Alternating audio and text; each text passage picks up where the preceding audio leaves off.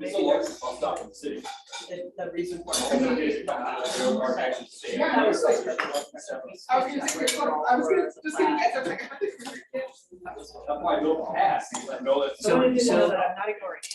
Okay, no, that sounds good. Okay. Do you have a graduate? No. Next year. Yeah. Yeah, that's right. Gabby. I saw Gabrielle's actually a little bit older. That's a good thing. No news is good news. Okay. No news is good news.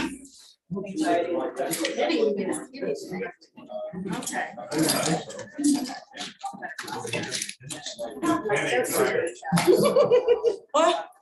You gave us candy. I thought you said you're fired, and I was like, good lord. Fired. It's too bad those words are. So close. I was like, you know what, Richard, I accept. Great time to be fired. You too.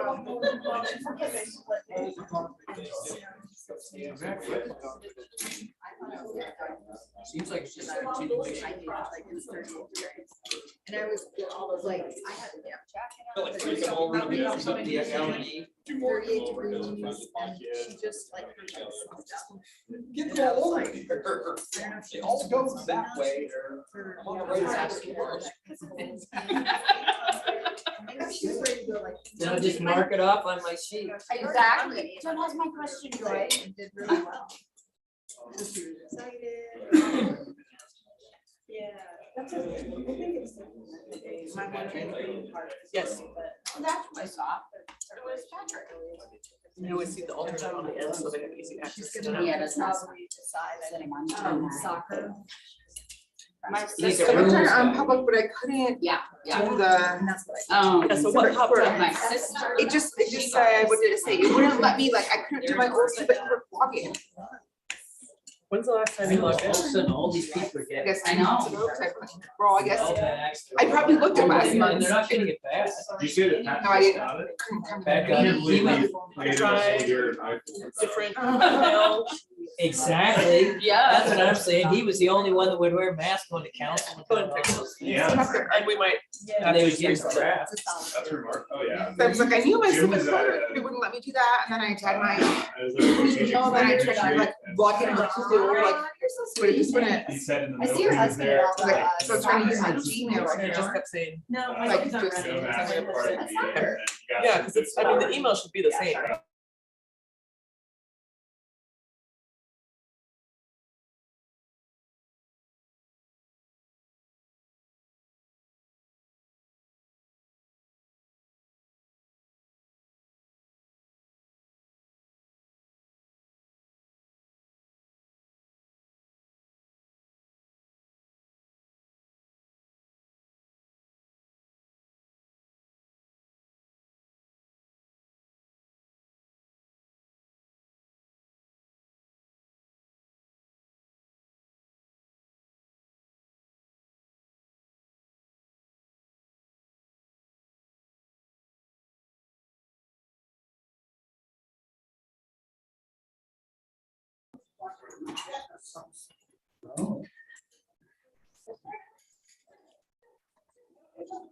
We all set? Okay, I think we are. half the, except for, Except you lost it. You lost it. Chickens have fallen the coop, George. Get that thing. you're my sergeant of arms, Andy. You gotta get- Fine. get in.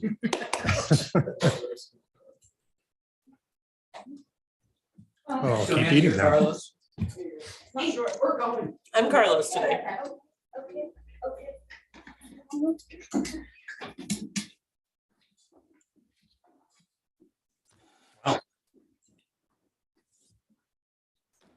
Almost there.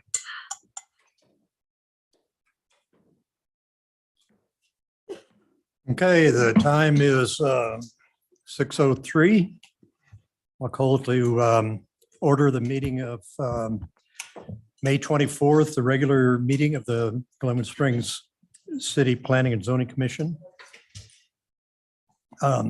This is a hybrid meeting.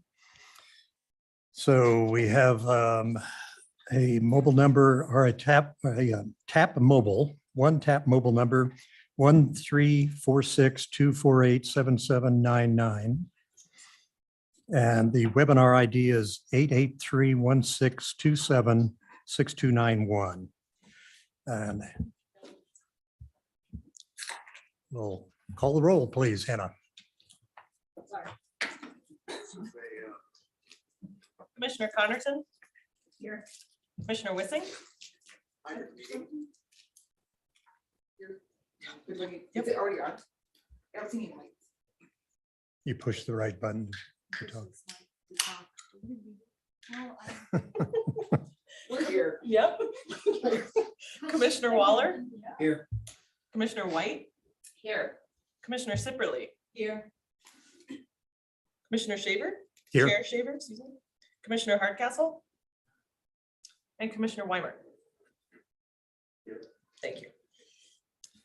And we need to seat our alternate, Commissioner Weimer. I move to see Commissioner Weimer as an alternate. I second. Okay, we have a motion and a second. All in favor? Opposed? Aye. Aye. Opposed? Welcome, Richard. Mitchell. Or Mitchell, sorry. Richard. Let's see, receipt of the minutes. We don't have that on our agenda available. So we'll move on to open up for comments from citizens appearing for items that are not on the agenda. And don't see anybody present here. Is anybody online that would like to make a comment? Seeing none, we'll close the public portion and go on to new items. Planning item 1422, special use permit amendment 2517 South Grand Avenue. And I believe recently released from custody in Europe, we have Trent to give us a presentation. Good evening, Chair and Planning and Zoning Commissioners. Trent High with the Community Development Department. I'm going to share my screen with you for a quick presentation.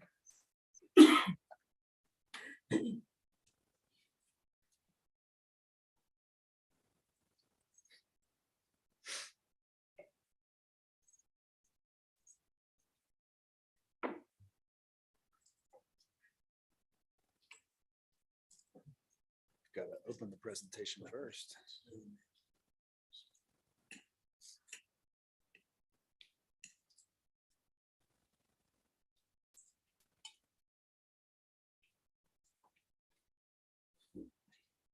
Sorry for the delay, folks.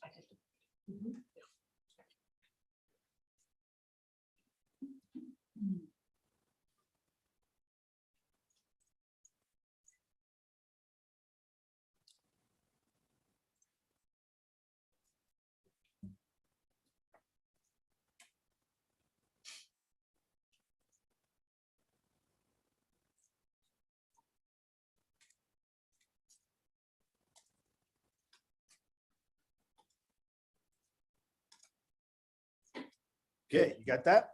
All right, thank you. Yeah, again, this is planning item 1422. It is a request for an amendment to a special use permit for a property that's located at 2517 South Grand Avenue here in Glenwood Springs. It's an approximately 1 acre parcel that is zoned commercial CO district.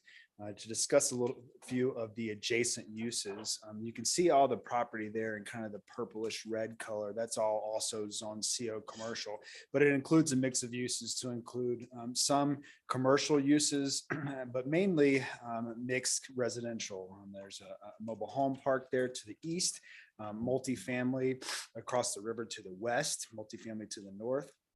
And also you approved a couple months ago an additional multifamily development there to the south. However, you also will have the Penrose Plaza that's further to the southeast there. That's kind of a mixed commercial and residential development. Currently at the site, there exists an approximately 5,000 square foot building that has served as a kennel and doggy daycare up until recently, that the Planning and Zoning Commission approved back in 2016.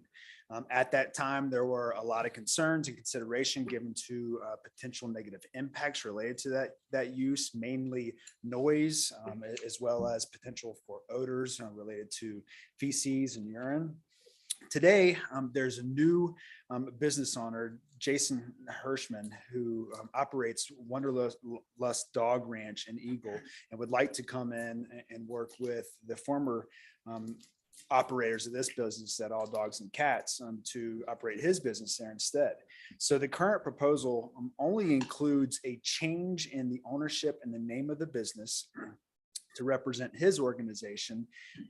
And the reason being is because there was a condition that was added to the former special use permit that required that you reconsider the special use permit application if there was to be a change in ownership. And I think mainly at that time, there was just so much time and effort that went into addressing all of these potential impacts that folks wanted some safeguard to make sure in the future that, you know, Bob and Lori, Doctors Bob and Lori would be involved, and if not, that they can understand who was. I think that time has shown us that maybe that was slightly restrictive at that time. So the current applicant is also asking for removal of that condition. All other conditions would remain the same. Section 70-30-30E1 outlines specific use standards for a kennel anywhere in the city. One being that animals shall be confined within an enclosed area or a fence at all times. Currently at the property, there is a fence around all areas that dogs can have access to at the rear and the side of the property to the south. B requires that animals actually be kept indoors or enclosed within a structure during the hours of 10 p.m. and 7 a.m. And C, that all exercise runs shall be at least 50 feet from any adjoining property in a residential zoning district. I did mention that there are numerous residences within the adjacent, proximity of the property. However, any residential districts are at least a minimum of 200 feet away. Otherwise, the applicant certainly intends to comply with the kennel use standards outlined there. Section 70-60-50 E3E2, it outlines the special use permit review criteria. I being compatibility with the surrounding area. Again, some of those concerns were brought forth previously, and various conditions were included to address those, as well as some considerations included by the owner at that time in the design and layout of that property. Again, issues related to noise or smell from dog urine and feces. And one specific criteria that you may remember from various marijuana related applications that we've included is that, if there are multiple offenses on this property and where complaints are received, they're taken by staff to municipal court to review those, and they're prosecuted. If you receive 2 of those in a 6-month period, and that would also bring this application back to you for reconsideration. In the time since 2016 that the business was in operation, we have only received 1 complaint to date, and that was not prosecuted. So at the time, actions were taken to make sure that they stayed in compliance with the special use permit criteria.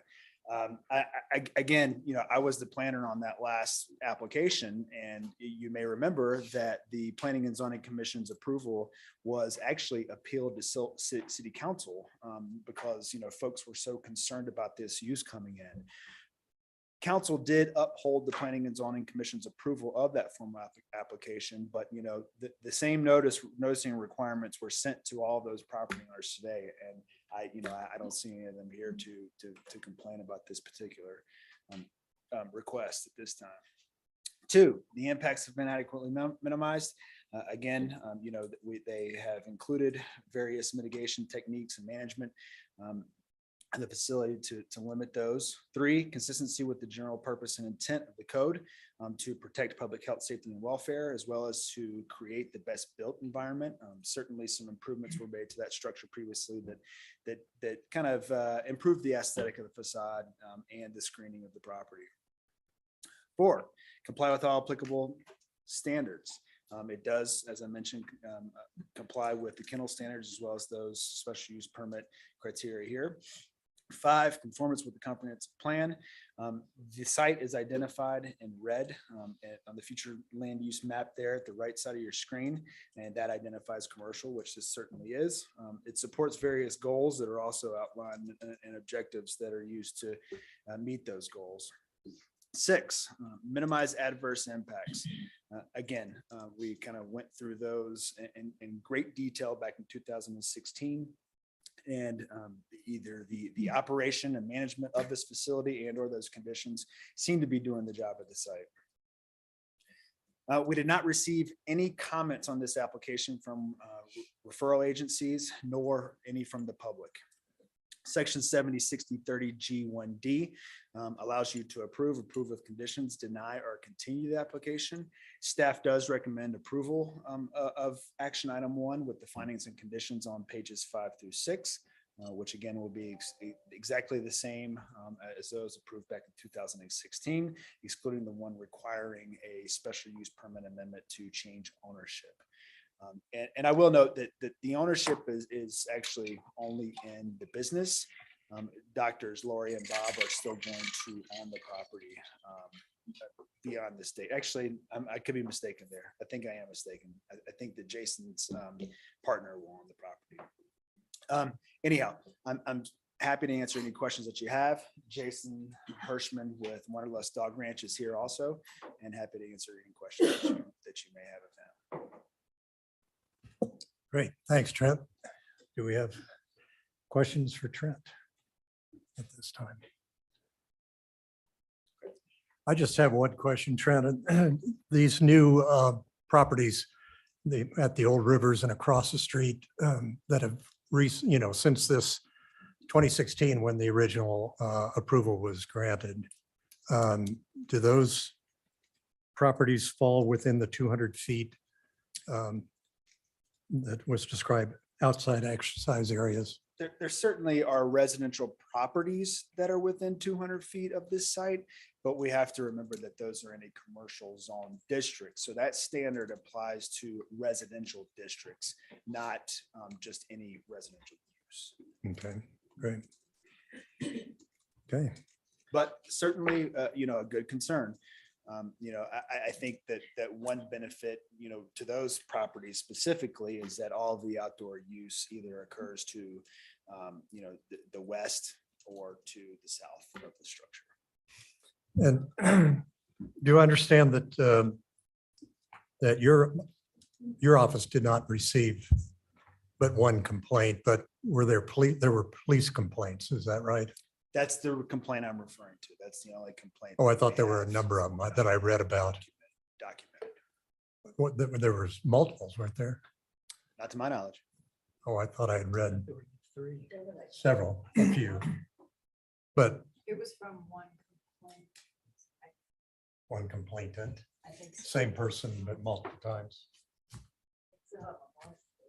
I'd have to go back. Oh, and was that in the attachment? Yeah. Right. It was, yeah, somewhere in our information. Okay. Yeah, my apologies if it was multiple from the same person. I'd have to look too. Joy, please. The only question I had was, it says any open or exercise run shall be at least 50 feet from the adjoining property. So is the majority of the open space for the animals just directly behind, but it's within 50 feet of adjacent properties? Is that correct? So I would say it certainly is within 50 feet of adjacent properties, but not within 50 feet of adjacent residential districts as the regulation states. So, Oh, got it. I think that they're, Yeah, you know, if you drew a line, you probably would be in close proximity to one of the residences in the condominiums to the north. And then I think you would be within 50 feet of residences to the south, future residences to the south at the former river site.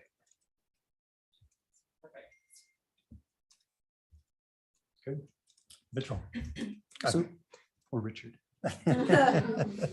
Thanks, Bob. Richard? Thanks, Bob. You're welcome. John. So- Messing with my minutes. Oh. So Trent, the strikeout of number 11. Can you just help me understand a little bit of the rationale behind that? It seems like it's kind of a nice fallback. You know, if this were to change hands in a number of years and the landscape is different and the people are different, can you help me understand just why it's a good idea to strike that? I just don't feel like it's necessary.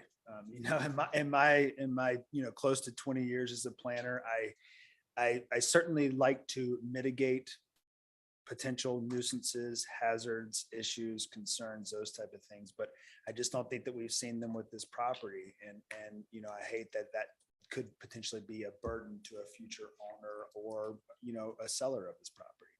You know, that's at your discretion. I mean, this is your special use permit review application. You make the final decision on this. So, you know, if you don't feel like it's much of an inconvenience, you can maintain that condition. I just haven't found it to be necessary. Good question. Joy. It would seem to me, and I don't know if you agree with this, that the complaints being included in this special use permit, that kind of becomes the fallback if the landscape changes, maybe. Yeah. We can fall back on revoking that special use permit if we get more complaints. Right. And they're That's it. prosecuted. I think that's an important part. You Mhm. know, I mean, I think that it has to be substantial in nature for one, someone to make a complaint, and two, for, you know, our enforcement officers to go out and there not be compliance, and then three, for the city to decide to prosecute that in municipal court. So if that were to occur, I mean, it is a serious issue and their permit needs reconsideration. I think that condition alone really puts the burden on the business operator and the property owner to make sure that they are in compliance at all times. Pete? So one question I have, and maybe this is for the applicant, but is just kind of a clarification where I saw one of the conditions is that there's a staffing ratio of 8-to-1 during business hours, which, so that says 4 people. And so during business hours, is that the 8 to 5 kind of thing or whatever? So at night you can have whatever, or what is that? Yeah, I think the I mean, 'cause intent. I mean, that's quite a few people. I'll let Jason answer that question, but you know, I think the intent there was that generally you don't need as many staff to manage at nighttime when dogs are hopefully asleep and inside than you would be during the day when you also have doggy daycare clients in and out of there. But you know, that's a Jason question. for sure. So Jason, you're during- welcome. so during business hours though I mean, that's when dogs would be out in the runs or, you know, outside of the building, and then outside of business hours, they're always inside the building. Is that the way the conditions are set up? I think that's the intent. Well, but it's, The operation. but it should be the way. Yeah. I mean, that- Please state your name and address for the record. Jason Hirschman, 2980 Salt Creek Road, Eagle, Colorado. Thank you. Yeah, the intent is to just be managing the care of the dogs during business hours. And then after hours, when they're being overnighted, they're placed within what we call their cabin for the evening. So there's no supervision needed. And just another caveat is our regulatory agency, the Department of Agriculture, they put those specifics in where it's 1 staff per 15 dogs when you're out operating. So they oversee with unannounced visits during business hours. But then it's not required once the dogs are put up for the evening. We do, however, keep somebody on site throughout the night for emergency purposes, but the dogs aren't roaming at that point. But the way the special use permit's written is that it's, I guess between 8 and 7, that's when the dogs could be outside. Outdoor activities shall occur between the hours of 8 in the morning and 7 at night. So I'm assuming that that's when per the special use permit, I guess that's kind of what I'm asking too, is that that's when you need four people there. And I'm just kind of, Yeah. Yeah, so we staff on those ratios throughout until we call it a night, which is generally for us 9 o'clock and then okay, back at 6, but not out in the yards. okay. Okay, thanks.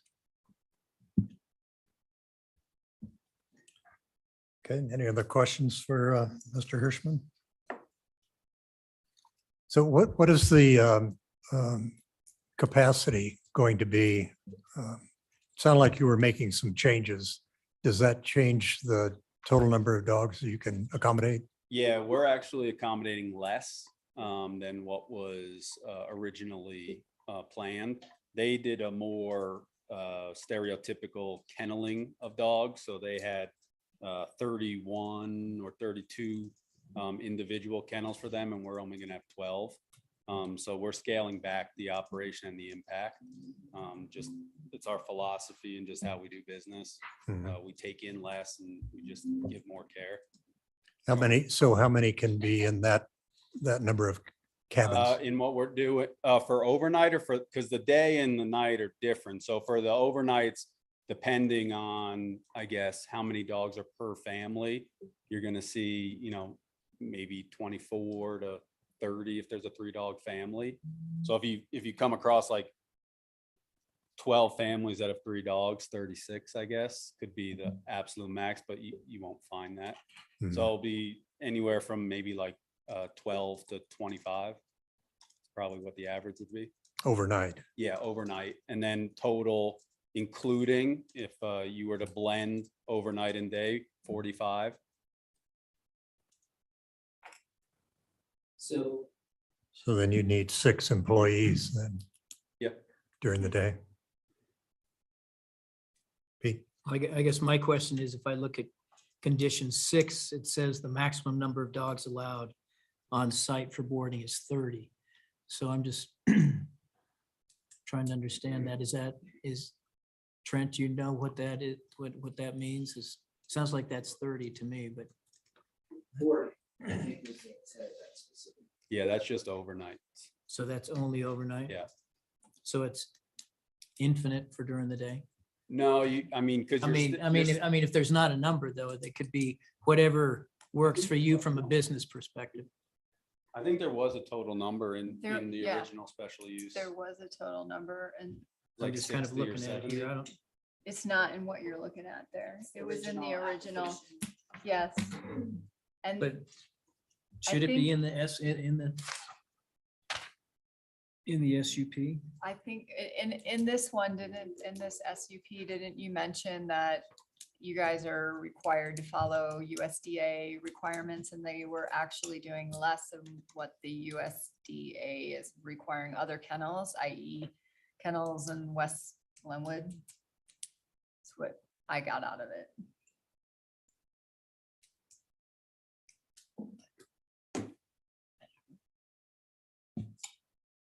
Yeah, I guess Trent, what my question is, you have a maximum number in number 6 of 30.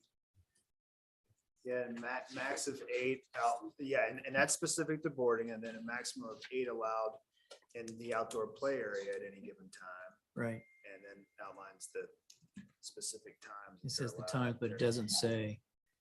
And there's an 8-to-1 human to dog supervision requirement. I Right. don't remember they may have stated that in their documents, what the occupancy was, but that, I want to say that that's also based on a state agriculture regulation too. If I look at Dog Holiday's original application, it says maximum number of boarding dogs would be 46. There's 23 suites. And Just that, That was. it's from 2016, right? But it's the like, original. yeah, it's Yeah, the I know that, original. but there's no page. There's no page number on it. Well, It's- and but that, it's like that could number have been the 6. application requirements, but then when it came Right. time to the planning and zoning commission, looks like that For was the reduced SUP. to 30. I mean, yeah, I mean, the SUP, that's really the rules, right? I mean, that's what we go by. And if you scratch number 11, the transfer of ownership, then I mean, which I'm good with that, but it just seems like the rules need to be, or the guidelines or whatever, just need to be specific. That's all that I'm asking. And just to elaborate a little more on why striking 11 is somewhat important is because it also says and or transfer of real estate ownership.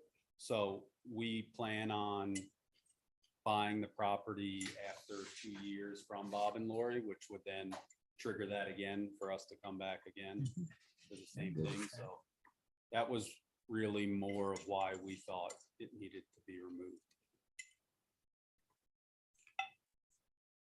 So just for additional information, Pete, the former application, it actually depends on the sizes of the dogs. So it's a 75 square feet requirement for play area for large dogs and 50 square feet per dog.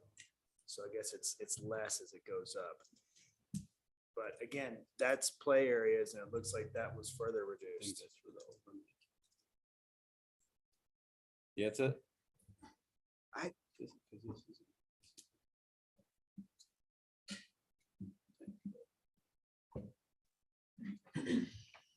I mean, the specifics that we follow are the Department of Agriculture, and they just, one staff member per 15 dogs is their requirement. We have 3 play areas.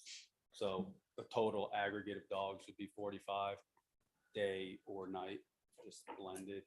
And I mean, I guess you're taking us a little at our word, but there is another accountability agency on top of the special use that oversees that, not to mention happy dogs and customers. And Pete, I don't know that the total boarding was ever a concern.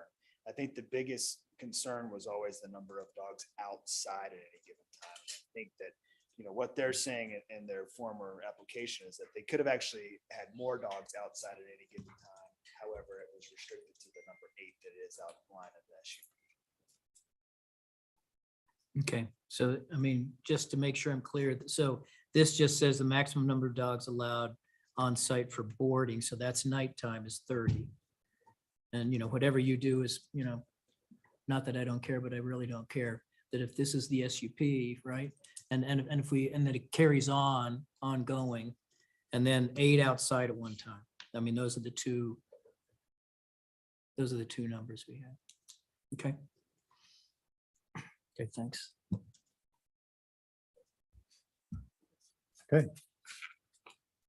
Seeing no further questions, I'll entertain a motion on planning item 14-22 Wanderlust Dog Ranch, special use permit amendment. Staff is recommending approval with conditions on and findings on pages 5 and 6 of the staff report. I motion to approve. Item number, was it 1422? Yeah. Special use amendment. I have a with continuance on staff findings on page 4 and 6. 4, 5, and 6. Okay, we have a motion by Commissioner Wissing and a second by Commissioner White. Any further comments, discussion? Amber? Well, I can comment as a manager of a business owner within 200 feet of this one. There is zero impact. You don't hear them, you don't smell them, you don't even see them. And so I'm wildly comfortable with this transfer of whatever this is as a person who sees it every day. 4 days a week. I'll clarify my statement. I've got to Kennel? say that it's commendable that there has only been one sort of mild complaint in 6 or 7 years of operation. So I think that gives me some confidence to go ahead with this. Yeah, I feel like this is such a needed, thank you. That this is so needed, this type of service to the community, because we just recently had an event where there were so many people who had nowhere to go with their dogs when they came here for the event. And so this is awesome. Thank you. And it looks like you run a really good operation down in Eagle, so we wish you the best of success here. Lastly, unless you have something to say, but I think it's a smart business move with the new developments going in across the street and down the road as well. So best of luck to you. Okay. Call the question.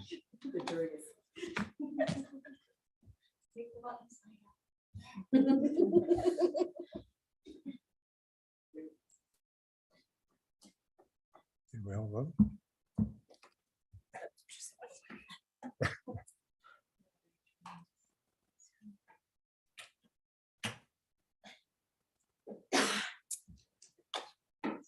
There we go. Came back. Okay.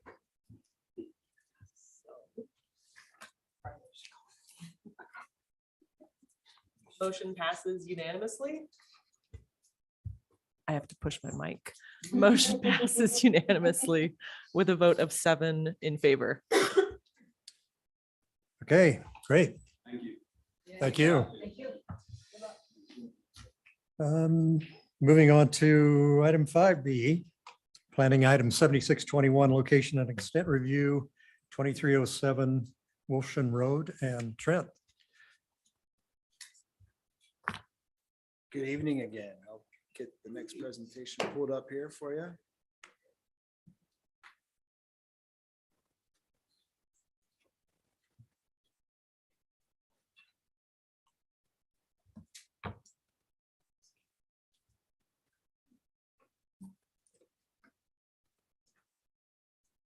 Okay, Trent Hyatt with the Community Development Department.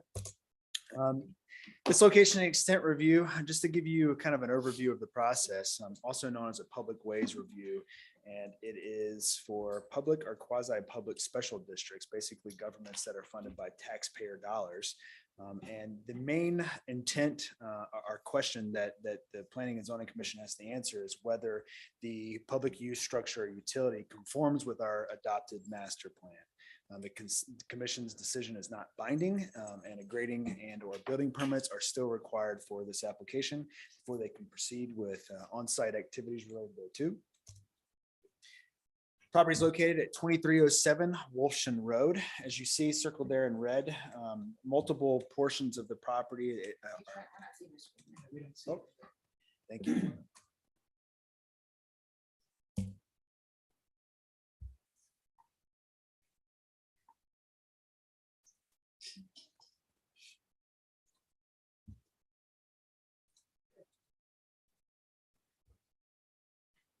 Okay, do you see there, the property is zoned to both light industrial I1 and kind of the faded gray color there, as well as mixed use M1 and the pinkish color there to the east. Adjacent uses include a lot of federal lands that are shown in green and managed by the Bureau of Land Management. Further to the east, of course, is Glenwood Meadows and the West Glenwood Park and Ride. To the north, we have the Midland Center, and then further north, of course, the railroad and Devereaux Road and the Colorado River. Tell you a little bit about the property. Existing on the property is approximately 40,000 square feet of various structures. One includes the Glenwood Maintenance Facility, as well as a wash and fuel bay here. That's kind of the building with the white top that you see, as well as a bus storage canopy with the green top there. You're probably noticing some of the improvements that are ongoing that were related to phase 2 of this project that are currently being constructed and almost complete and ready to be occupied. Also, Raft has administrative offices out here at this site. They propose a 60,000 square foot bus building for storage. It also will include some offices for dispatching of the buses at this site. Also will include a 4,600 square foot fuel and wash bay addition to the existing building that I showed you to the north there. A lot of site grading, retaining walls, basically on this portion of the property to regrade the parking that you see here, as well as the former location of the Municipal Operations Center further to the south. Improvements to parking and circulation, as well as some minor landscaping improvements. So just to kind of set the stage for what's been going on out there, Raft has had a lot of applications that have both been reviewed by the P&Z both in 2017 as well as in 2019. That's phases 1 and 2. But they also have a lot of future work that's planned and outlined in the table that's shown on the slide here, as well as in the staff report, that's based on future grant funding and how those grant applications come about and those projects will proceed, as the funding is available. The current request is for phases 3 through 5 and 7. In reviewing the application, staff does take a look at our applicable design, site and building design and layout standards. We did find some areas that are meeting the standards and some that are not. They certainly are meeting the common open space standards, as much of the property is actually unimproved today and with these proposed improvements. They are increasing bike parking out at the property. The new building is actually within the maximum height of 40 feet at the site. And the proposed building, this being the garage bus storage building, does include some awning projections, variations in color and texture, and as well as the material requirements, 70% of one material not exceeding the coverage for any given facade. This site actually includes 3 parcels, so the buildings are kind of placed centrally on those properties. So of course setbacks are not necessarily met between those property lines. Landscaping has some shortcomings, and especially in terms of interior parking lot landscaping requirements. I will point out though, of course, that this site does have some soil concerns, and introducing a lot of irrigation into those soils is not necessarily recommended by an expert in that field. Some of the colors, I have asked them to consider changing the white that is prominent on I think that's the east elevation of the garage building, just to help soften that facade and help that to blend in slightly. That being said, there's not going to be a lot of off-site viewing of this building, because again, the property is so large, and a lot of the area around it kind of blocks views from off-site. Some other requirements that are not being met are the retaining wall height maximums, so without deviations, projections, or recessions in that structure, as well as the minimum requirements for glazing on all sides that are visible or adjacent to a right of way or have a customer entrance. Again, not necessarily that important when you consider how far back this building is, certainly from Wolfson Road and from the access into the property. Section 70, 60, 50 D3E3 outlines the approval criteria for location extent review. One being consistency with the comprehensive plan. As you see, this property, although it's split zoned, it is not split classified. Both parcels, or all parcels, are identified as industrial there in purple. And it does support certain comprehensive planning goals, specifically addressing our transportation needs and providing multiple convenient modes. Long-term sustainable economic development, maintaining our city as the center of Garfield County, and supporting social diversity. 2, consistency with the general purpose and intent of the code. It is consistent with the health, safety, and welfare specific intents, as well as others, including orderly, efficient development, regulating the use of land based on its impacts, and minimum standards for design. 3, minimizes adverse impacts. Again, there are certainly some geologic hazards and soil concerns at this site. If you pay any attention to the comments received from our engineering department, they certainly want those addressed prior to the issuance of any grading permit. However, I think some of, the impacts that we're generally concerned with public facing properties are mitigated by the sheer size of the property and buildings that, are located in various areas in front of this. We don't see that it creates additional negative impacts, certainly. We received comments from the engineering department as well as public works, including comments from electric and water and wastewater departments. Those from engineering are specific to drainage, retaining wall design, the soils at the site. Those from public works touch on those, but are also related to more general kind of construction requirements, for electric and wastewater, and some design requirements that are required to the plans that we've received. We have not received any comments from the public today. Section 706030G1D allows you to approve with conditions, or deny the application. You also can continue it if you have additional questions of the applicant. Staff recommends approval with conditions of action item 1 with the findings and conditions on pages 8 through 9.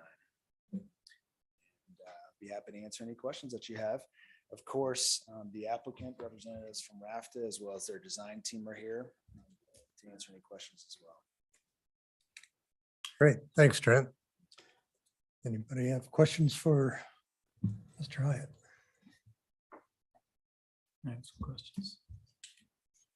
Pete, go ahead. Trent, could you put up the site plan again? Sure can. Just so I can, Do you want the one that you. illustrative Yeah, one? Or yeah. the, No, that was good. That was good. I mean, drive by there all the time, hike all the trails around there, and I think you can't see it, but I just like to kind of go through it so that the green area, so just kind of go through and explain to me, is that Wolfson Road Yeah, right there? certainly. It's such a large site and a lot going on there. And I think it's kind of important to look at this one with this one. Okay. Okay. The existing site. You can see that this is a pretty relatively new aerial image of this property because the MOC is no longer there. But you can see that there's currently a bus staging area that's adjacent to Wolfson Road. And if we go back to this one, that is certainly going to be a smaller staging area. I think they're still going to use it for overflow once this building's constructed. But that hill that is there today is going to be regraded, as well as this access kind of rerouted. So this would be the access road to the existing maintenance facility, but also as the access road to the city's wastewater treatment plant. So it's going to have a slightly different grade and elevation. But yeah, this would be the building that you see mainly today there, Pete, with the addition that's currently ongoing now. And then by changing that, I mean, you see the light green and the darker green there where the bus staging area went, then that's regraded. So is that, I know landscaping isn't to the amount, but does that tend to soften that whole I would side think because so, it takes because that? hill's not going to be as steep there Right, anymore. So right. I think that steep grade that's there today, I mean, it is shielded by a fence currently, but Yeah, so I mean, that's like an improvement then for here. I mean, I guess adjacent to that's what I- Wilson Road, certainly. from what the public's seeing as you're driving there and that. Right. Okay. And, there'll be revegetation of that disturbed Okay. area. I just don't think we can expect heavy, riparian landscaping there, because of the limits of Okay. irrigation. The next question I had was on in 17 and 19. So when you showed the phases 1 through 8 or whatever, was that a master plan that happened then and that has not changed? It since has that changed time? somewhat based on funding, and I'll let the Raft representatives get more into the details of that. I knew that you'd have some specific questions about phasing and what the plans are for the future. They're going to be the experts in that area. I think that those phases went as planned thus far, with Which phases were the 1 and 2. And I 2. can tell you what those were. Primarily, that was this bus storage barn, the one that's down adjacent to Wolfson, as well as the last addition to the maintenance facility building, the 2-story addition that's being constructed today. So these new phases that we're getting now, they were when P and Z saw it in 17 and 19. Yeah. They're still, but I mean, maybe they're not it's exactly changed. the same. It has but certainly they're changed. You know, I okay. mean, they've acquired the Okay, property since so we can then. ask, I'll ask them that then, okay. And then I guess one other question, and I see Terry's here, but and maybe this is for the applicant as well, and you know, we're all, not maybe everyone, but everyone's pretty familiar with the soils up there and all the problems that happen in that whole area. And I saw, you know, they were CTL Thompson, you know, all these people going through it. I guess what I would like to hear, and maybe it's from the applicant as well, would be, you know, some of the things that are being done, you know, that CTL and the engineer, you know, kind of came up with of mitigations for all of the issues that have happened up in there for 20 years, you know. Yeah, I certainly understand that. And I think they're willing and able to answer those questions. You know, it may be a different organization from the city, but we all pay taxes here, and it's the taxpayers' dollars that Right. are, you know, paying Exactly. for these improvements. So I think they're ready to answer those questions. Okay. Thanks. Joy? So in looking through the combined referral comments, it looked like every response from the applicant, many times it said this comment has not been fully addressed. So how do these comments work, and are these requirements to the actual application, and they're just working through these as we go along? How does this work? Well, I think it's our clear intent that those comments are a condition of the approval of this application. Okay. I'll reiterate that a public ways review, you know, is not binding on the applicant. However, we do have the requirement for a grading permit and building permits. So we have a way to encourage the applicant to make those changes, or, you know, they don't get a building permit application.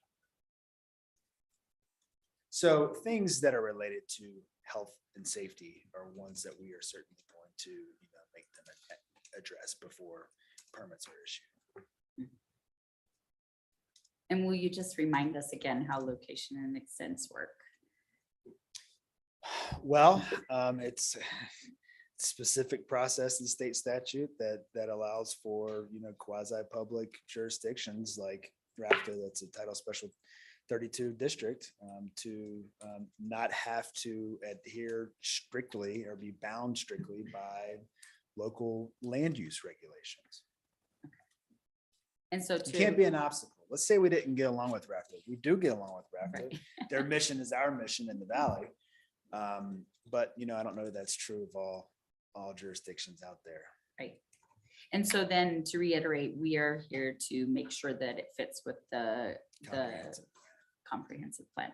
Okay, That's your main objective. okay, thank you. Amy? Yeah, my question kind of was answered because I had the same question that Joy had about the unanswered. I appreciate your response. Thank you. And also, you know, I'm just like Pete, I'm up in that area a lot hiking, and, you know, the soil and just the erosion and the, you know, on a big rainstorm, I'm thinking, man, you know, goodbye, Rafta. It was nice knowing you. But I mean, you know, obviously the engineers have really looked at that about, you know, when they put their space there, about how to retain, you know, like what type of emergencies are going to arise. I didn't see that anywhere about, you know, fires or floods or things like that. So I'm wondering, is that part of it? You know, a that's not a evacuation part of the plan extent. specific to various Yeah. acts of God, or, you know, natural disasters, those type of things, I don't think is a submittal requirement. I imagine that they have made considerations for those. So you could ask them. Awesome.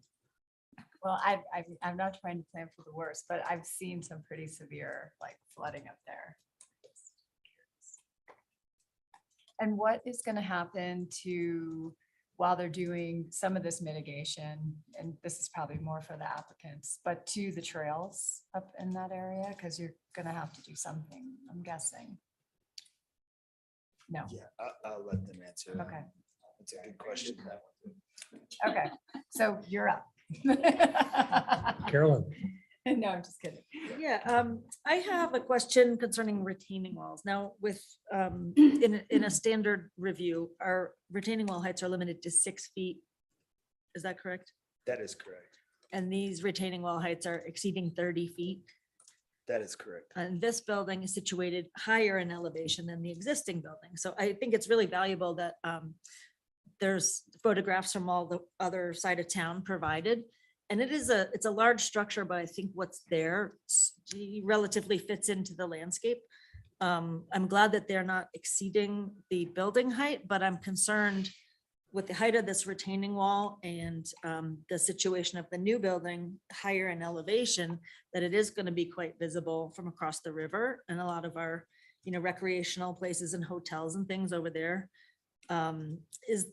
Maybe this also is a question for the applicant, but why is that retaining wall so high? Perhaps it has to do with the geological hazards. I see that it's all soil nailed, and maybe it's easier to do that in one large section. And I'd also like to clarify what the material of that retaining wall is. I think I saw sort of a gabion wall. So is that intended to be vegetated? Obviously, you can't really irrigate it if you want those to evaporate to stay put. I don't know if you can address those or if I should hold those for the applicant. I'd hold them for the applicant. Okay. Trent, on the building that they just remodeled, do they have the white doors on the front of that new? It's bronze, yeah, Yeah, I don't think they're white. because I'm just wondering. 'cause It would have they caught didn't- my eye. They didn't look white when I rode my bike by the other day, so I was just wondering. Yeah, bronze would certainly be a more earthy tone to our region. And they're open to making that change. They've stated so. Okay, would the applicant like to come forward and present to us?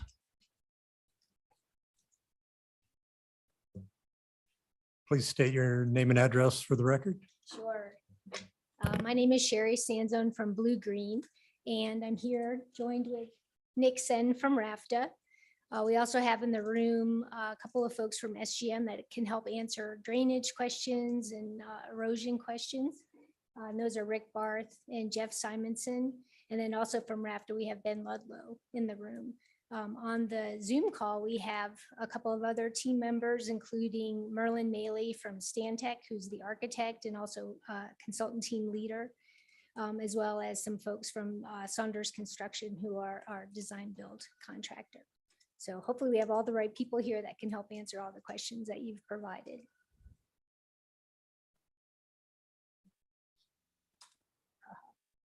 So I'm going to turn it over to Nick to walk through a little bit of what Trent provided, but a little bit more detail on the phasing especially, and then the overall project need for the project. Good evening. Hi, again, my name is Nick Sen, and I'm the project manager for capital projects at Rafta, and Ben is our design manager at Rafta. And so we oversee all the capital improvements that happen in the area or coverage for Rafta. And I've been here a couple of times for phase 1 and phase 2. And I will say that it has changed through the years, especially after we bought the MLC property. So we have been here, we've had a master plan, campus plan, and it's evolved. And it's evolved because we now have a little more elbow room when we bought the city's property. So I'll just start with a few of this. Well, you can keep going. I'm just going to make sure that they can see your. We have new technology, so you know. Oh, we're- okay. We're working through it.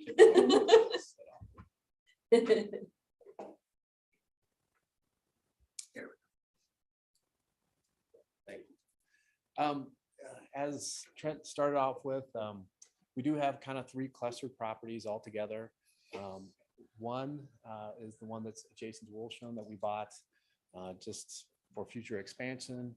When the MOC had problems and the city did not want to continue to repair that building, we bought the property from the city and tore it down in 2020, I believe. And that's the template that we're looking to push our bus storage to.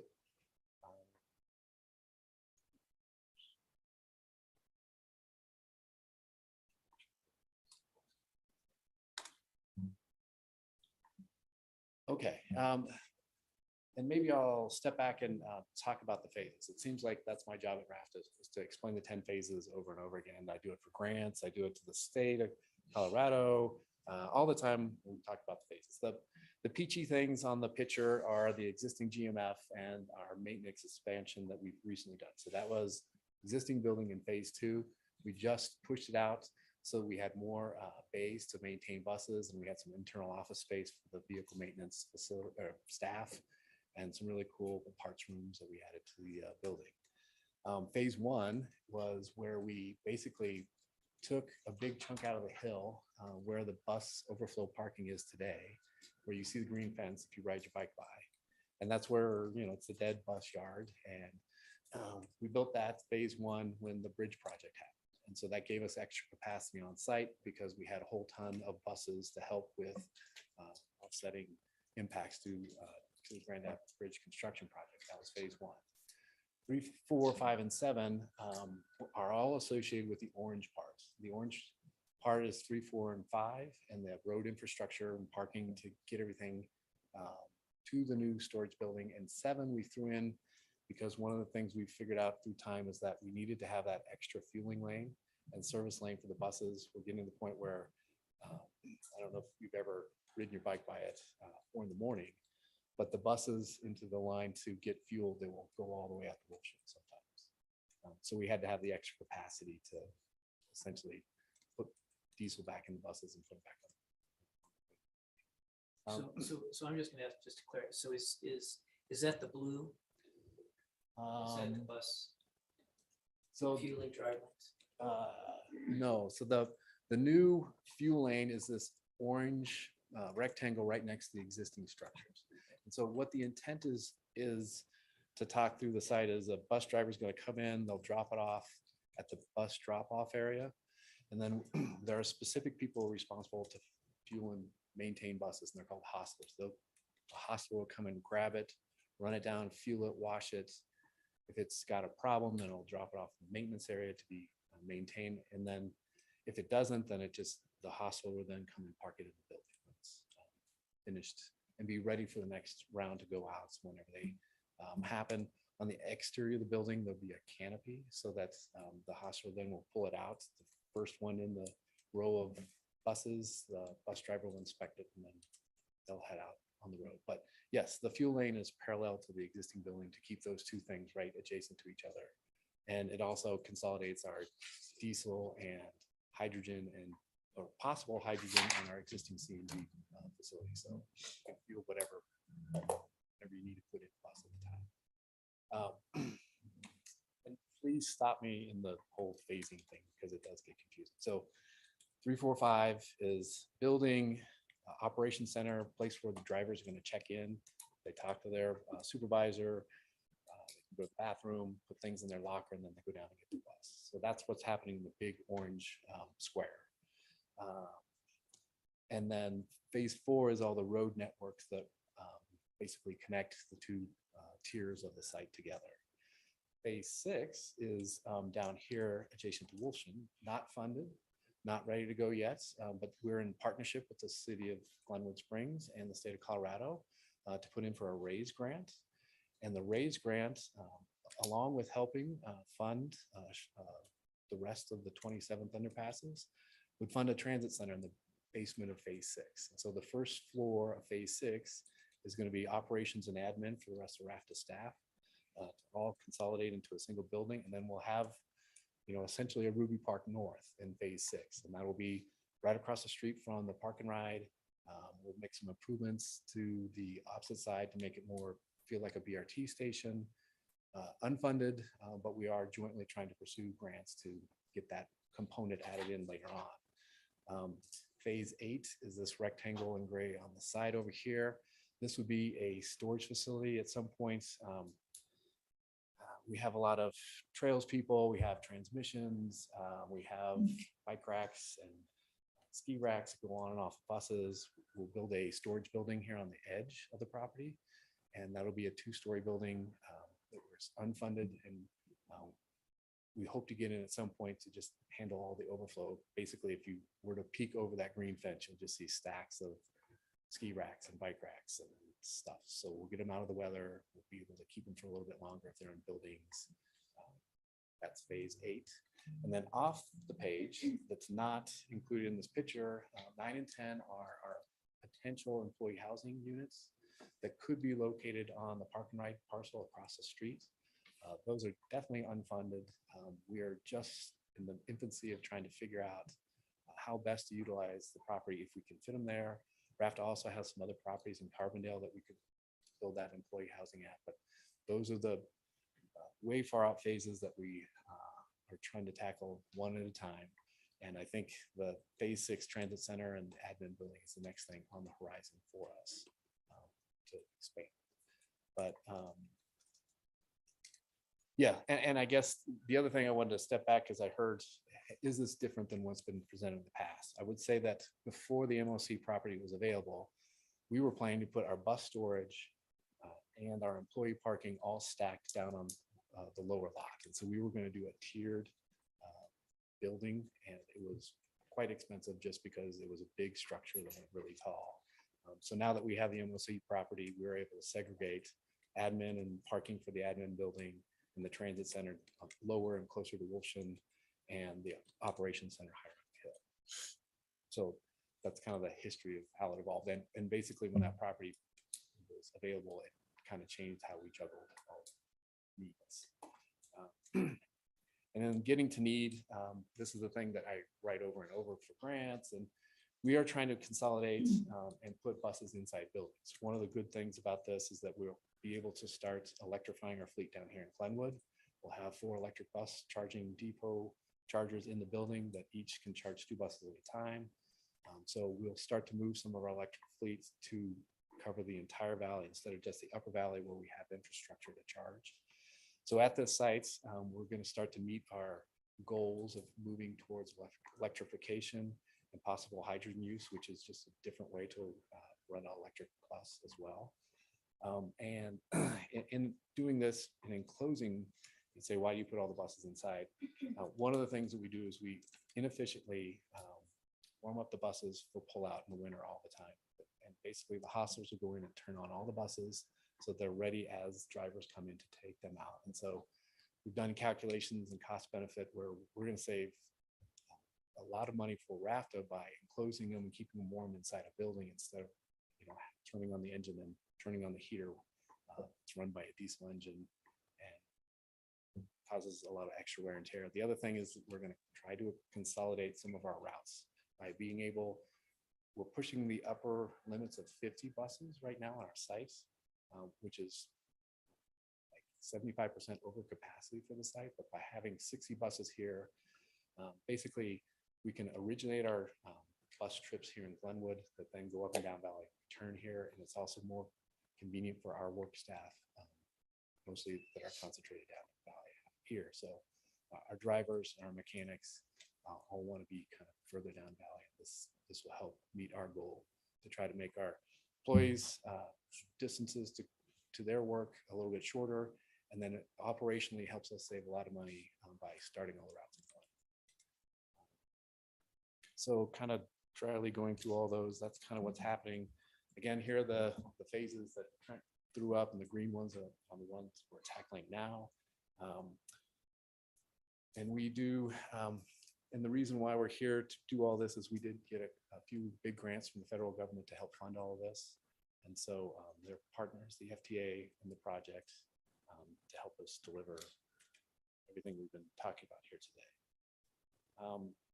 So I think, and this last slide just shows just the scope of this project. So it basically, we leave the lower lots as bus staging, and during the life of the construction for the next probably 2 years, that's where we're going to have to force all of our employees to park. We'll probably be at around 18 to 20 buses in that lower lot for bus pullout because we don't have enough elbow room on the existing site. So buses will start in the lower lot, they'll start in the canopy, and all the employees will be temporarily pushed out of the way and into that lower lot. So this is probably what it's going to look like at the end of this 4 phases of the project. Maybe I'll pause. So I was going to turn over to the design team to handle some of the particular questions about design components. I will say the geotech, so some of the other things I wrote down, geotech, one of the things that we are doing that the city did a bit with the MOC is that we are using some techniques that have saved our existing structure. And so, you know, I joked that we had a $4 million building for the GMF that's there today, and we invested $6 million in to fix it. And we're using that same technology in the new building.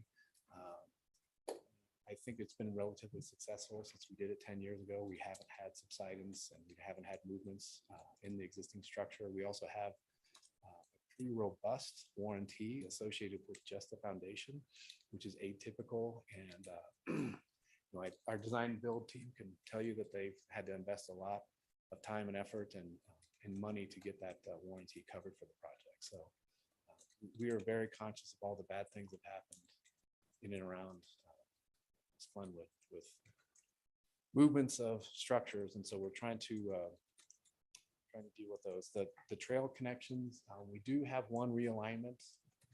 And it's just kind of the service road that goes up to the cell tower here, but we don't touch any of the rest of the trail system. So cell tower road that I think also accesses the debris flow ponds up above there for cleaning, that's getting relocated.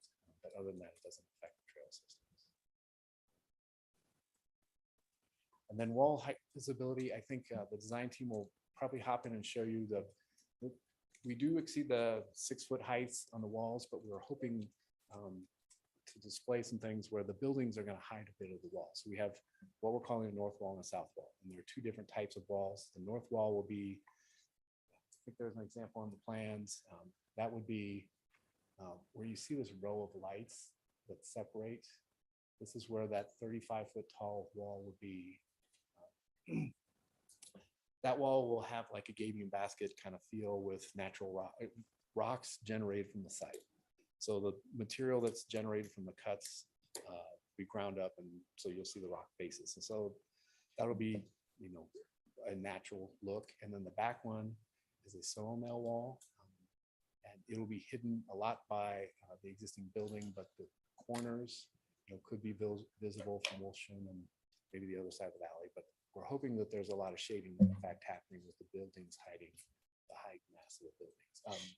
The south wall, I believe, is only about 15 feet tall as well. So it's a lot smaller than the one that separates the 2 tiers between the existing GMF and the new bus storage building.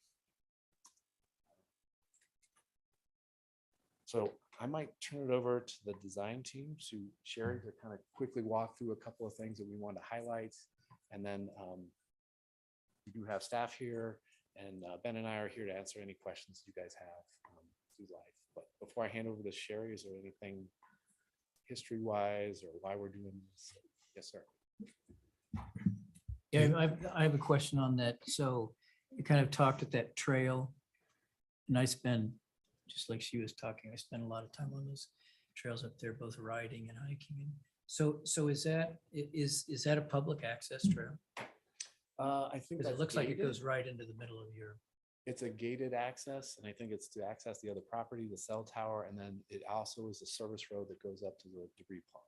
So that's a service road is what that is, to go up to the new detention pond that you To talked the about? existing detention pond, yes. Are you redoing that detention pond? Is that what you? We don't Okay, so affect any of so those. that's all staying the same. So those, when they were built to the capacity of the MOC and the GMF footprints. And so, yeah, we're not going up in the hill. Are those ponds? Because I mean, I see them every several years, they get cleaned out, or they did a few years ago or whatnot. So are they maintained by the city? I believe the city does maintain the debris flow pond, and Metro District number 3 maintains those ponds. We just put in funds to help them do that, which is spread across all of the lots that are below the pond. So who maintains, who did you say? Glenwood Meadows Metro. Glenwood Metro Meadows District number does. 3. Okay. Glenwood Meadows. Metro District number 3 is responsible for that. I've heard. Cool. That road needs to be, that road is washing. That road washes out all the time. Last year during the gully washers, I it just blew came out down it. and, you know, the whole access road going up to the GMF was red for a couple of weeks. But yeah, we're putting a wiggle in it. which might Is the help. back of your property right where that goes to Brown? It's a Right little at the further bottom of back. that It goes off the page, I think. goes off the page. Anyway. Okay. What is your projected completion date for these phases? Right now, we're projecting May of 24. In 2 years.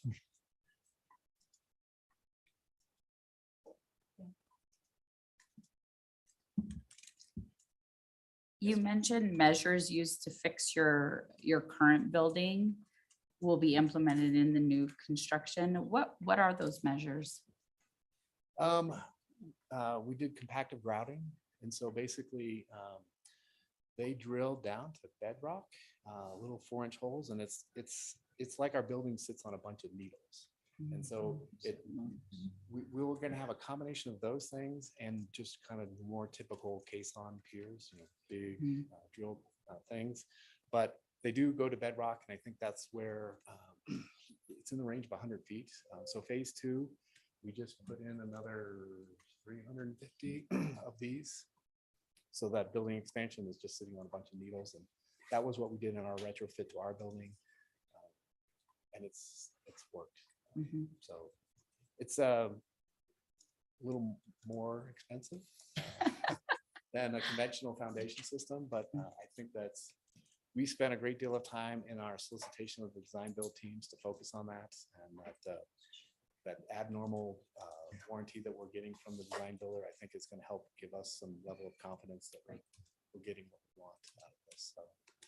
And then you mentioned the north wall and the south wall. Talked a bit about those. Are the Gabion cage or the Gabion wall, is that more to mask the operations, and then the south wall is more for like debris flow purposes? The north wall, if you can think about the GMF sits here today, we're going straight up, and we're making a vertical space or vertical plane, so we have enough width to put this big, wide, giant building to put buses. So that wall, the north wall is there to support the road infrastructure and the bus drop-off area, which is, if you can see right here, where the hand is, there's 15 spaces for the drivers to come in and drop off the bus. So it's like we have a parking lot right next to the building for the buses to internally get mixed. But yeah, it's basically we're putting tiers.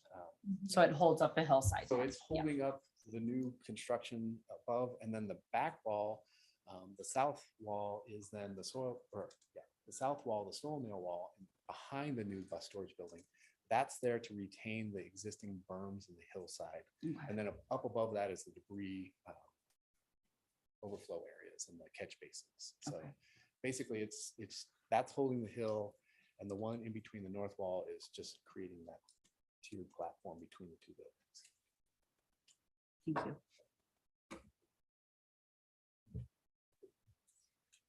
So just to be clear, the south wall, which is the soil nail wall, is 15 feet high, and the taller wall is the north wall, which has more of a gabion wall appearance.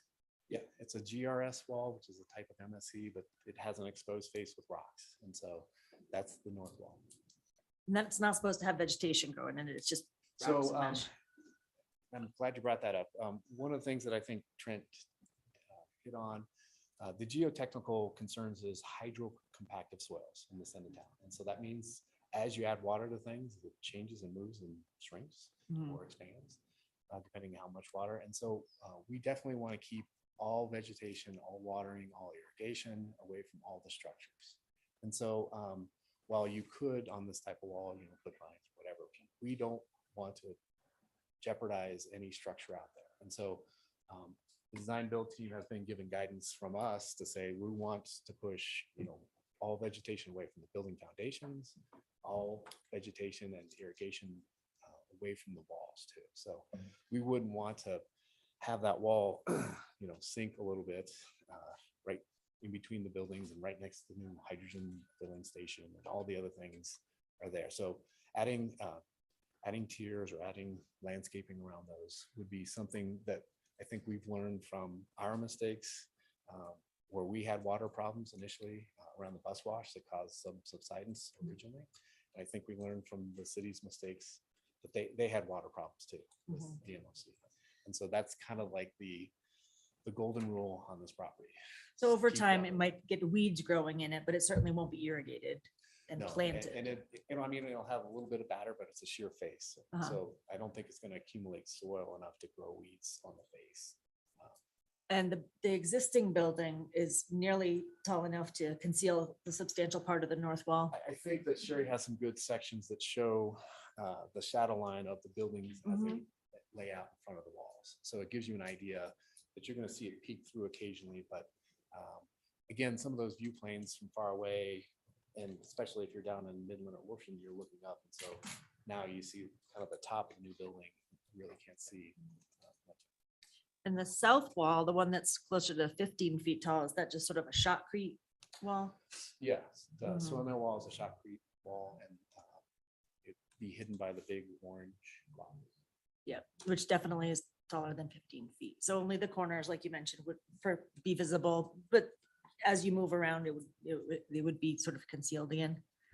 I see in some of the photographs that you have like a green chain link covered fence. Is that where you store the bike and ski racks or is that Yeah. fence closer to Wolfson Road? So in this condition, after we finish this project, that's what the phase one will look like. And it has the green fence. That was a request when we came in for phase one we don't want to look at your dead buses. Can you guys put a fence to hide your dead buses? And we said, sure. So that's why that fence is there today. We would leave that in place just for security of the Raft vehicles and the buses that are going to be having to use that for pull out.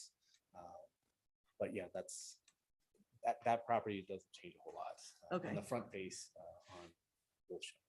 So we tend to dislike chain link fences, but I'm sure that is a cost issue and it's already existing. So it's pretty logical to leave it at serving purpose. In phase 6, so when we move to the future, when that's the admin building and transit center, that fence would come off. Okay. Because then that would also be our interaction point with the public. So instead of us borrowing carbon nails or this space, we would have a meeting space for the public to go interact, and that's where the future Lost and Found would be, and all interactions with Raft would happen at that place. So that would be a much more public.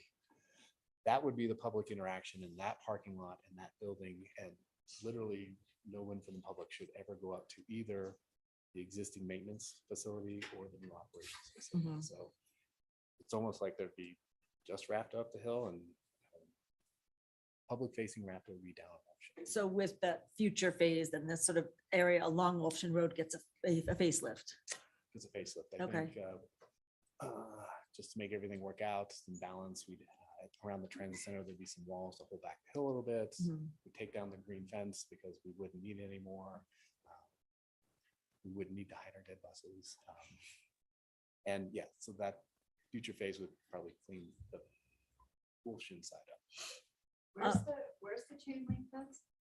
So in this lower lot, what you see down here, the paved, this area is surrounded by a screen fence. So we have a chain link fence that has the plastic in it so that you can't see through the chain link fence. Can't be that bad if you didn't I've notice. never. I jump off Wolfson sometimes and ride my bike through the Raft property where they have really nice signs saying pedestrian friendly.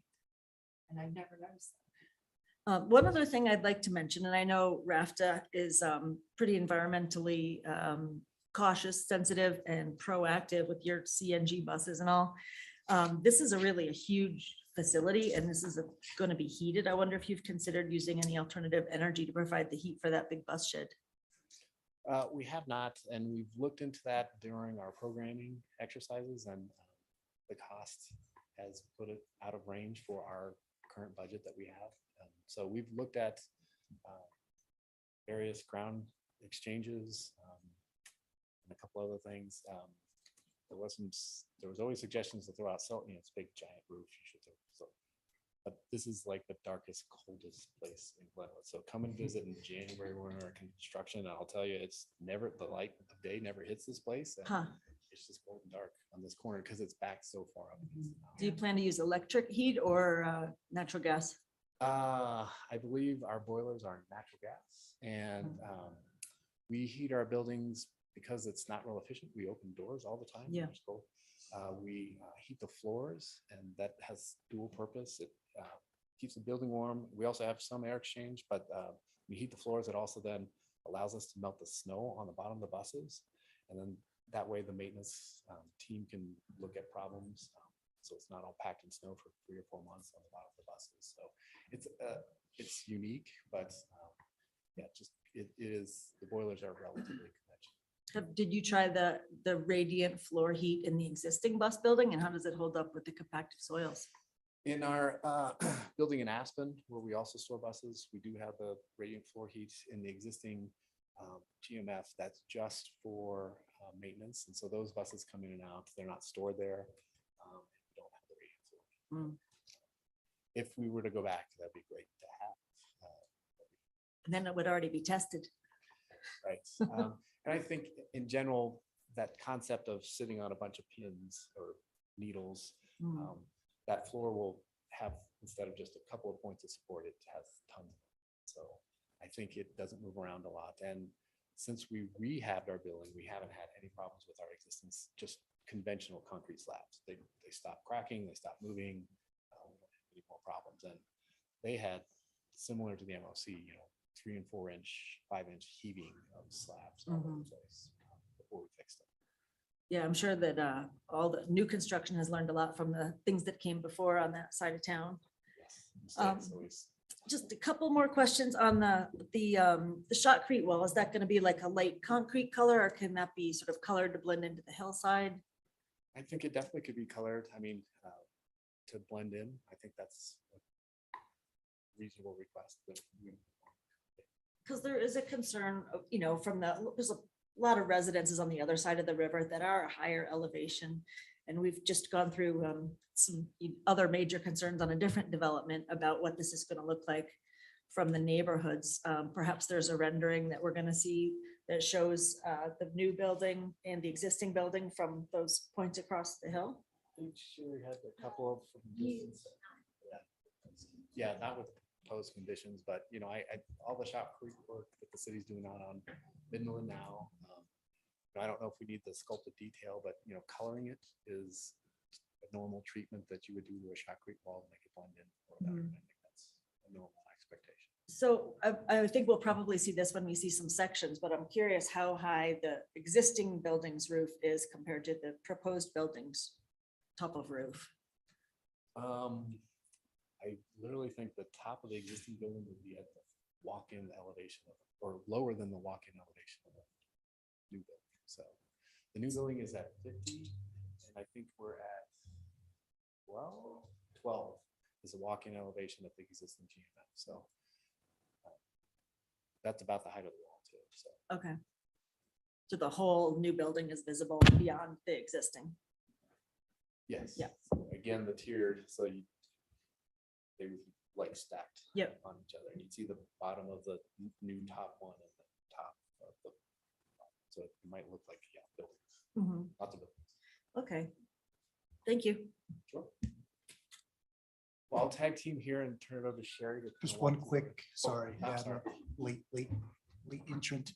It seems like the traffic study is still an open issue. Is that accurate?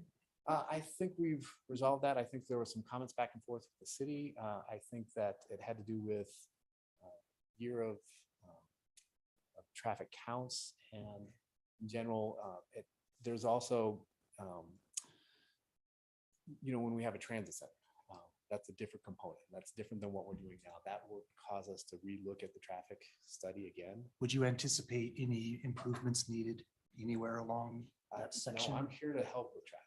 And so Yeah. we do our best to take cars off the road. And that's our intent. Yep. And so I think, even when we're putting in parking rides, the intent of putting expansion of parking rides is to get cars off the your system. So, but I think when we come in with the later phases, especially phase 6, I think we said we'd readdress the traffic study. Okay. I had one quick question that Trent brought up on the development standards, and I'm good with landscaping and all of that stuff, but on the colors, he talked about the white, or, is that, Yeah. is think there a color issue, or does it seem like a simple think thing? That's maybe what we represented. I think we went to the grayish bronzes, whatever, and on the new garage doors that we have on phase 2, that are faced both east and west on the existing building, and we can, I don't think that's an issue. Okay, so We'll change whatever. So you've dealt that to work with Trent, whatever the answer is. Okay. Okay, thanks. I'm not sure why they look white on the drawing, but that's an easy fix, and we just order gray or bronze. That's what's on the current, the one that you just remodeled. Right. Yeah. Yeah. Yes. Yeah, we have a request for a break. Okay. So I think we'll call for a 5-minute recess.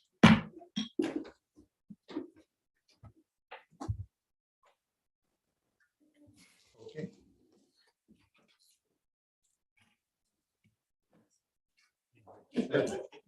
Finish that.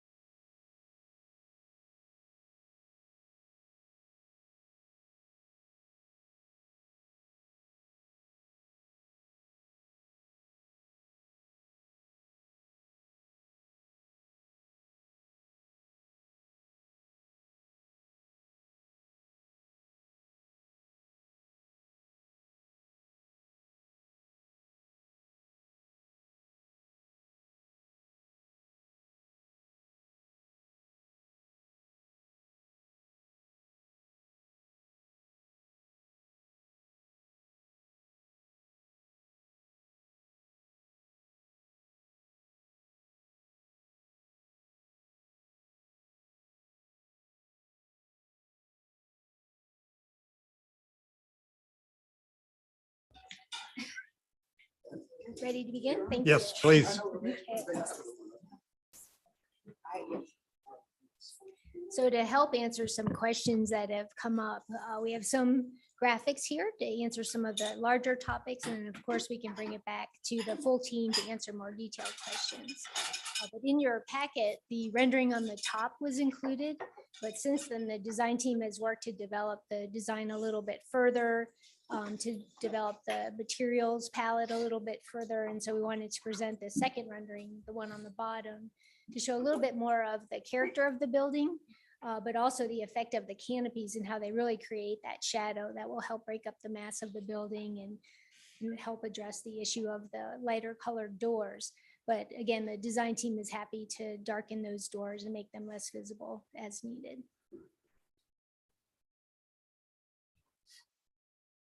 So the topic of retaining walls, we've discussed those a lot tonight, but just some additional graphics. So again, the primary walls that we're speaking to, ooh, this is a little crazy. Hold on, sorry. So we have the lower wall, or the north wall, which is actually the tallest of the wall, of the two walls.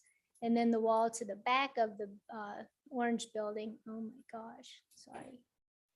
Is, you can see the label south retaining wall because my mouse is not cooperating. And that's the lower height of the wall, but it's located on the upper part of the site. So if you remember from the first graphic that Nick spoke to, the site right now is currently benched in 3 benches as you climb up from the current maintenance facility to the back of the property. What we're achieving with the retaining walls is being able to combine 2 of those benches into a single one to accommodate the larger footprint orange building. So this graphic, let's make it a little bit hard. This was included in the plan set, but the gray area is the face of the wall, kind of along its complete length. No one would ever see it this way, but this is how engineers draw walls. And so this shows the extent of the wall. Again, the south upper wall is the shorter of the walls at its tallest point. Sorry, guys. It's 15 feet tall. And then the north wall, which is on the lower part of the site, is the wall that gets to that tallest point at 35 feet. And you can see from the graphic, there's an outline of the buildings that would exist in the foreground. So those walls are largely hidden from view.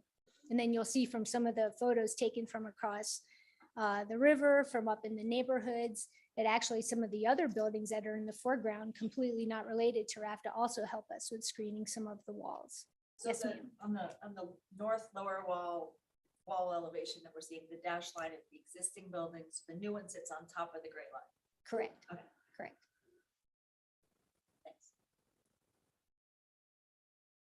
So for that larger wall, the design team in Raft wanted to propose something a little bit more enhanced, something that would help it really blend into the adjacent hillside.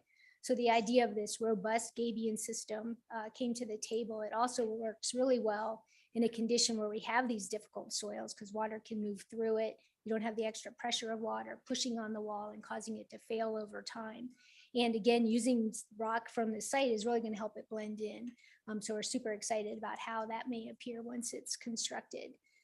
The other wall, as Nick spoke to, is more of a typical shotcrete wall. And the design team's happy to work with staff to make that a darker color, make it more less obvious and blend into the hillside more completely. So as a part of the design study, we took photographs, actually it was Rick, took photographs from some of the areas, either on public rights of way, across the river, and then starting to climb up in elevation. And the photos that we thought were really compelling are the ones we've included here. The other ones were in your packet. Photos 8 and 9 are probably the most revealing. They are taken from up in the neighborhood, so we're starting to climb in elevation. And that's where you start to see the cut behind the Rafta buildings to date, probably as a part of that development of the MOC building. And with the new buildings being able to sit on top of that bench, we're actually gonna be able to hide that cut and then be able to tie it in with the retaining wall, the lower of the retaining walls. Views 5, 6, and 7 are taken from across the river. They're probably the closest to the facility where you'd start to see the buildings. And again, you can start to tell that there's some buildings in the foreground that help hide the Rafta facility itself. And then the new building would just appear on top of that, kind of in the area where you see some of those bluer buses that are sitting out exposed to the elements. And again, the intent is to put those in the storage building so they have a longer life, easier to access, easier to get going in the mornings.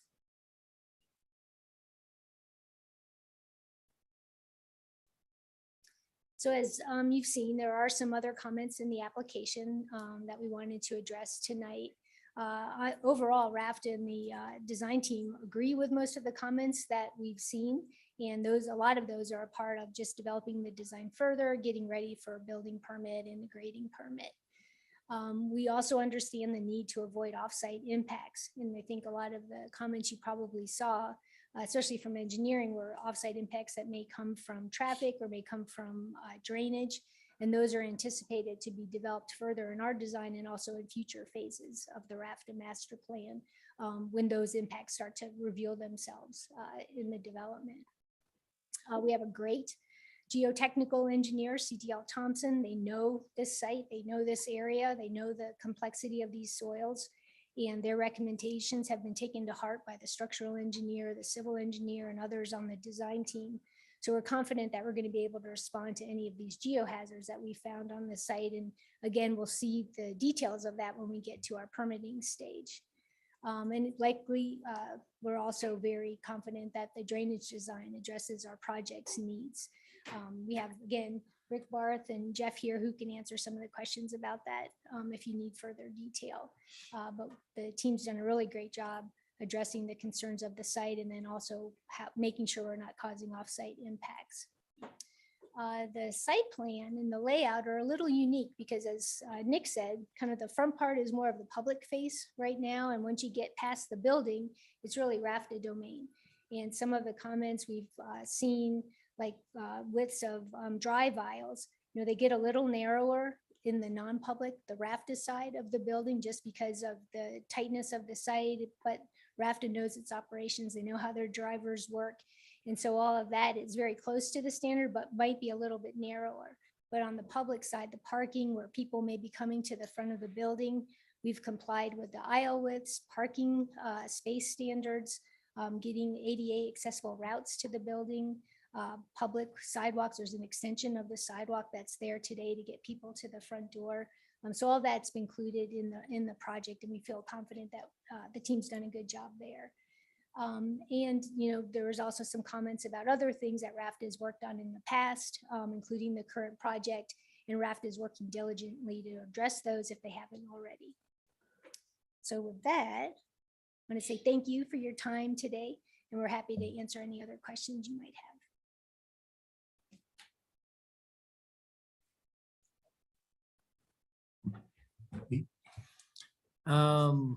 Couple questions. One thing you mentioned was that the roads were narrower as you get back into the property. And I know, I mean, you drive, see what term, big ass buses around there already. But my question is, and I don't know if there are comments from the fire department for being able to get through there if there's a fire. I don't remember seeing it. It could have easily been in there, but I'm just wondering, you know, was there any comments from staff on that or?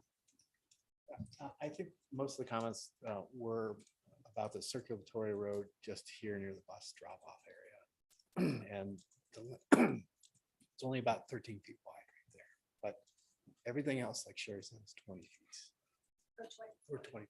Yeah, and I guess what I'm used to seeing, I mean, being a developer, builder kind of person, was it you typically with civil, you would see, you know, drawings that show, you know, a fire truck making the turn and getting in there and that sort of thing.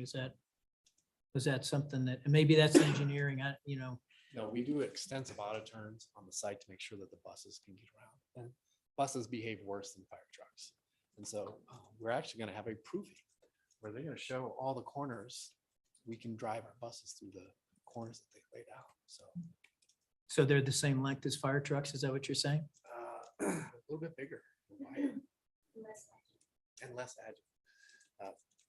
They just don't behave very well. So Okay. And then what I guess one question I had, and I know engineering's kind of gone through it, and I trust, Matt and Terry on all the stuff with the soils issues and all that, but so, and I know I'm kind of looking back at Terry and Matt. I don't know if there's any specifics that they had concerns about that.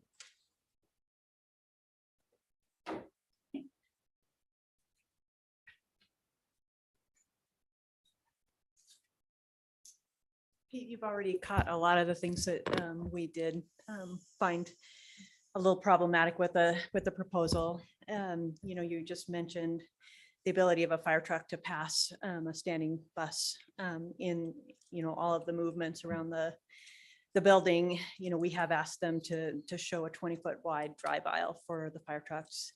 I know they're going to go through and try and prove the site with the buses, but we need to be able to fit a fire truck past any standing bus, anywhere in that site. So, that is written into our comments, and we expect that it'll be addressed before building permit. In addition, we did have a lot of concern about the height of the walls, and it does look like they have adjusted the site. At the last time that we reviewed it, the wall on the south side was the tallest wall, and it was about 38 feet.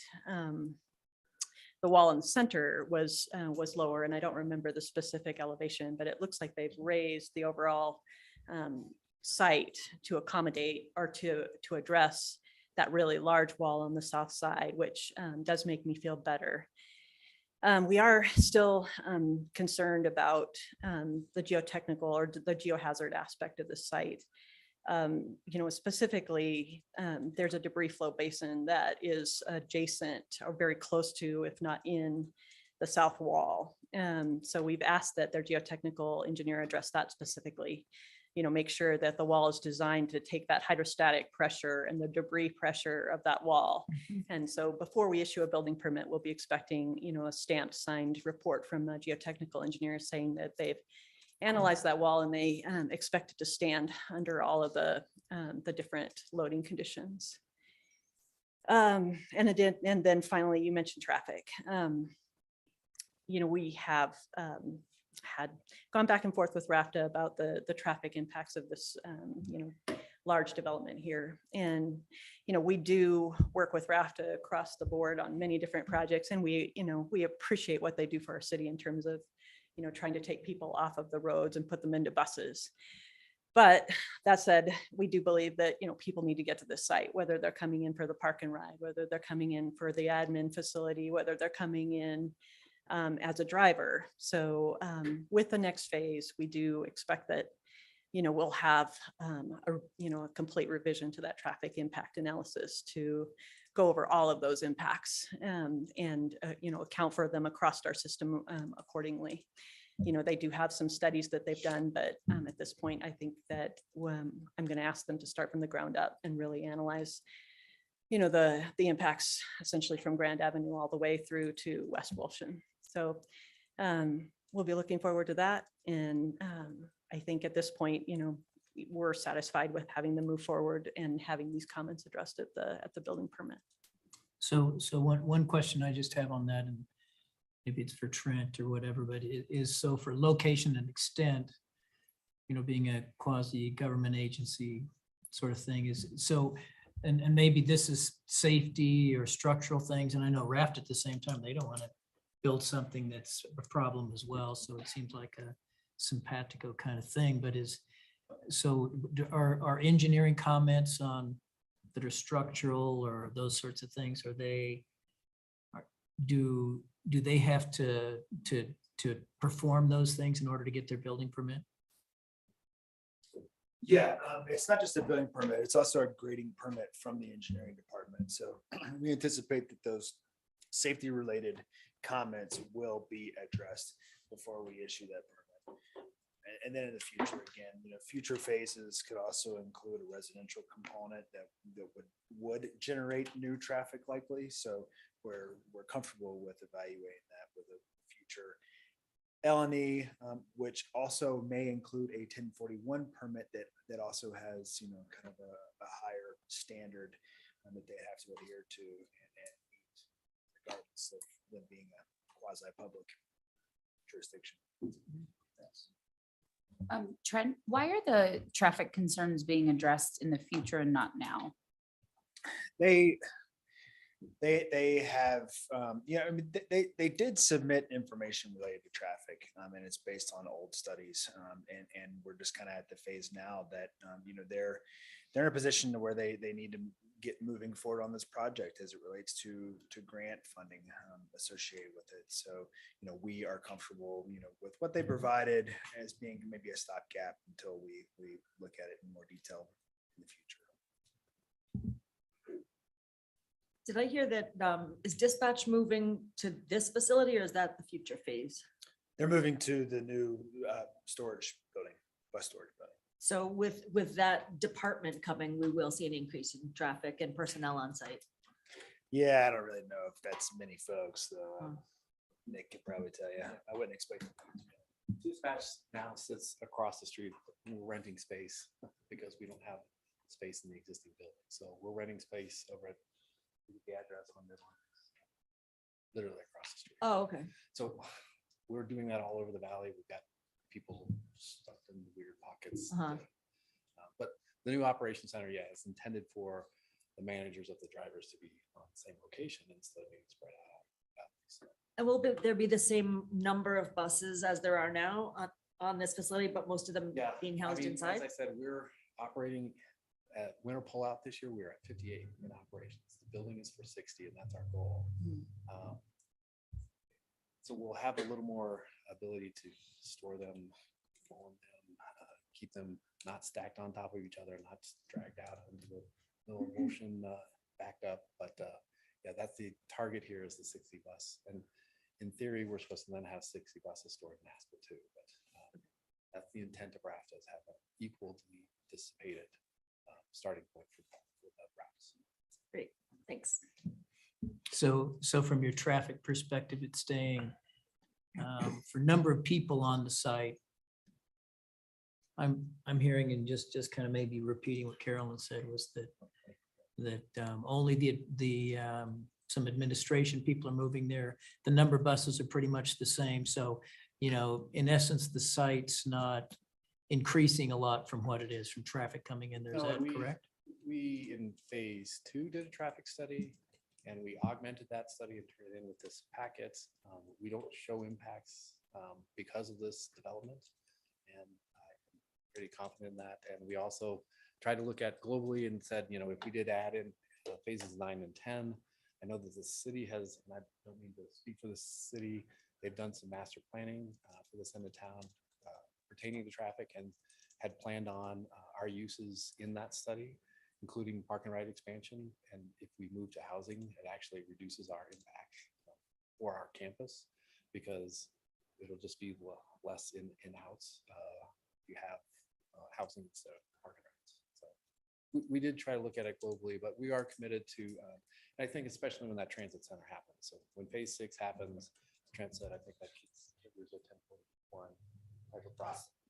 Could trigger a 1041 type process because it would be a transit hub, and we take a bigger global look at the major transit hub there. So Trent, and this is for Trent maybe, but how is this going to affect the guys down the road, like the wastewater, the water? What kind of impact is it going to have on them? Similar to the construction of the new retaining wall to the north of the existing building, there's certainly some coordination between our water and wastewater folks with access in and out of there. And, Matt also has the ability to bring, large equipment in there and move items if need be, if they're ever blocked. So there's that. That was a threat. What? Everything I is think bigger to with date, that. we've dealt with that. The date, they understand it's essential, service to the city, and they have to maintain access. Yeah, so it's not only access to the sewer plant, but we're still operating and running buses off of the GMF the entire time. So we're gonna build, we have to rebuild the road to get all the utilities rejuggled. That road in general is in disrepair. And so we're gonna, spend some time, but we're maintaining 100% accessibility to the sewer plant, to our facilities during the entire life of construction. So we need to keep everybody up and running. Matt would not let me do that, so. It's on the record now. Related to traffic,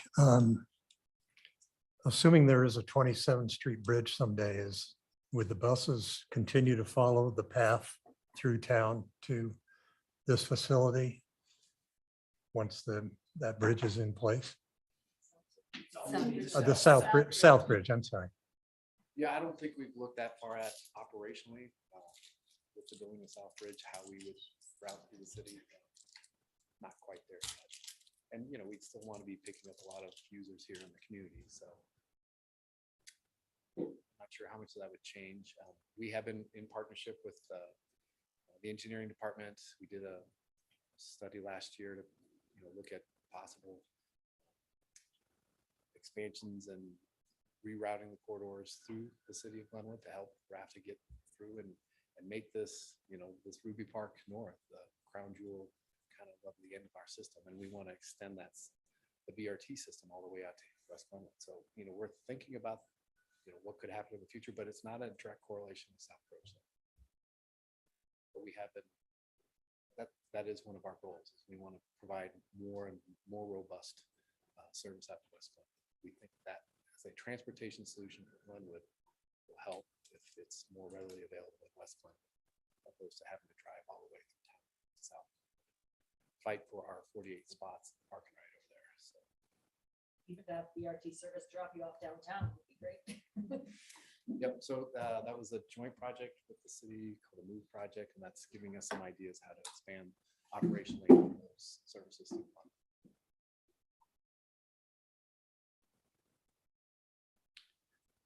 Well, since Raft is here, I would like you to please get that 27th and Highway 82 underpass scenario going. I personally had 2 occasions last summer when I had the walk sign. One, a school bus almost ran into me, and then a UPS driver the second time, 2 professional drivers that don't know what that red flashing thing that CDOT put up, which is the only one known to man, I'm sure. But I ride a bike a lot, all up and down the Roaring Fork Valley. That is the worst intersection for a bicyclist in the entire valley. And so I'm begging you to please get that done. Different design team, but yes, SGM is kind of involved in that one as well. It's just my opportunity. It's my opportunity to speak to Rafta. We did bid that project. We want to advance that project, and it's part of that RAISE grant. So not only the transit center here in phase 6, but we globbed on the funding shortfall that we had with that project into that RAISE grant as a joint applicant with the city. And I know that the city went to DC, I read in the paper the other day, to be an advocate for that and Southbridge. And so hopefully we can get some help to see it to fruition. But no, we were all ready to start. I also drive through that end of town a lot. Now I'm kind of looking forward to a break in construction after all the Midland for the last couple of years. But it is, we think, just like some of the other underpasses we've built, we think it's a critical safety project for our users. And it, I think, would enhance Glenwood in that end of town to make it safer for bikers and pedestrians to go back and forth between some of those dense neighborhoods. And they're getting denser on that end of town. So I think it's a good project. We want to see it happen. Okay, thank you. Any other? Any other requests? This is our change. Well, hold on. Yeah. I'll withhold my comment for the rules. Okay, well, I guess it is time to bring it back here for a motion on, Actually, I think you should oh, open the public hearing. I do know to open it to the public. Would anybody in the public, either in presence or online, wish to comment about the location and extent review that we're reviewing?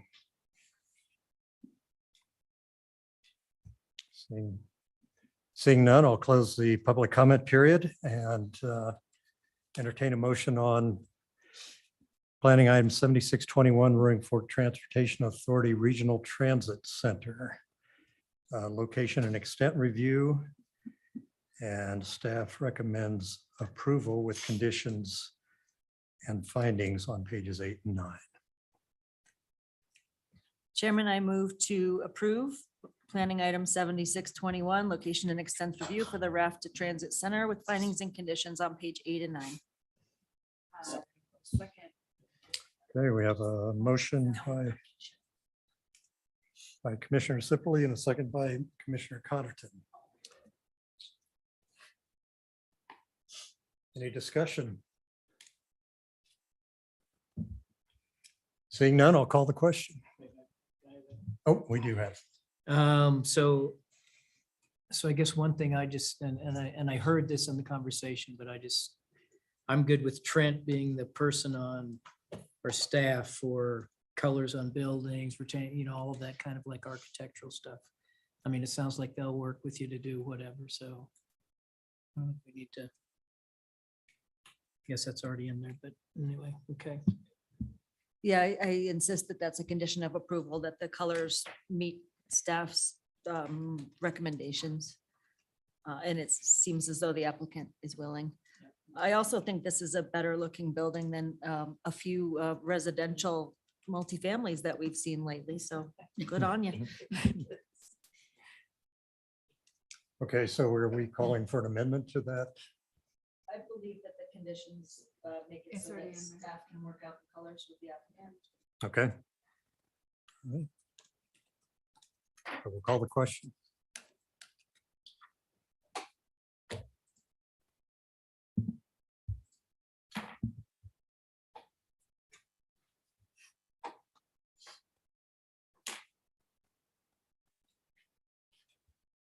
Motion passes unanimously with the vote 7-0 in favor.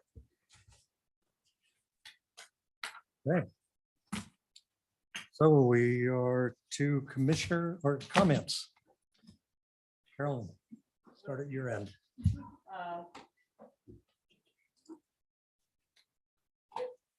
This one grew on me. And I understand the importance of Raft, and I hope this makes it so more people can use public transit and get off the streets.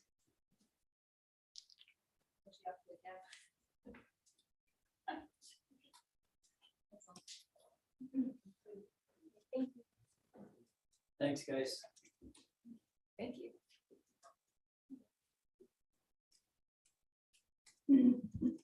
Mitchell, any comments?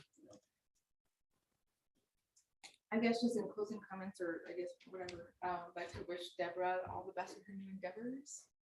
Thank you for her service. Oh, thank you, Richard, for your help.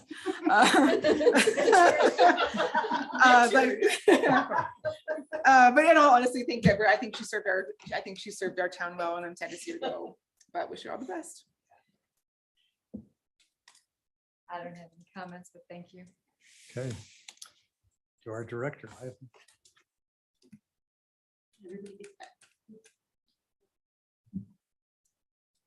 Good luck on your interview. And so are you going to give us an update on, I'd just like to hear about comp plan. I mean, I know, go to the meetings and there's one coming up, but. So actually, I'll let Trent give you an update about the comprehensive plan since that's his project. Yeah, thanks to those who attended the last meeting. Our next steering committee meeting is coming up on Tuesday, June 10th. We're going to be kind of finalizing some of the kind of the big picture items, including parks, recreation, tourism, those at that meeting, as well as utilizing a portion of the meeting to jump into conversations about annexation policy, just with background information on what a future land use map is, what the urban growth boundary is, and how those are all interrelated. So it'll be another great meeting to attend. And I think we haven't really decided, but I think we'll probably be here again.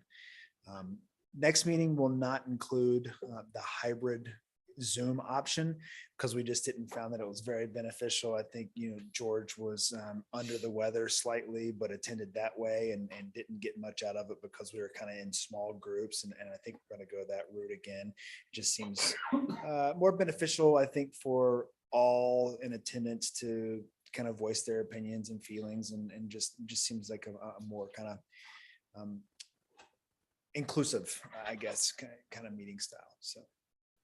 The 14th or 10th. The 10th. June 10th is a Friday. Is it? Yeah. No, we're not doing that. Can't be the Friday. No, it's not June 10th. Maybe the 7th. It's a Friday. Is it the 7th? I'm sorry. Yes. 7th. No. 14th. 14th. It's the 14th. second Tuesday. It's the Okay. 14th. There we go. Yeah. But we'll send out information on that as well. And, we still are in the process of gathering additional information related to traffic, as well as kind of just having conversations with Raft about what their future plans are for transit stations, where they may be, and how that could play into, what our intentions are for some of those nodes in the city. So. I just thought we forgot to mention that we wanted them to do more of a master plan, but I think that was in the comments too.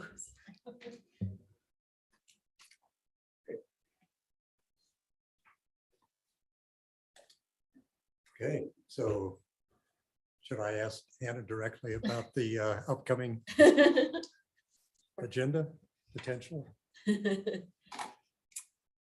So our upcoming agenda is in flux. We do have a couple of more location and extent applications that are in the lineup.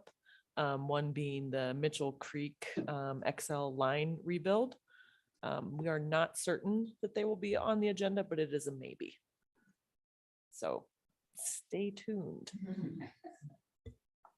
So we might have nothing, is that what you're saying? That never happens.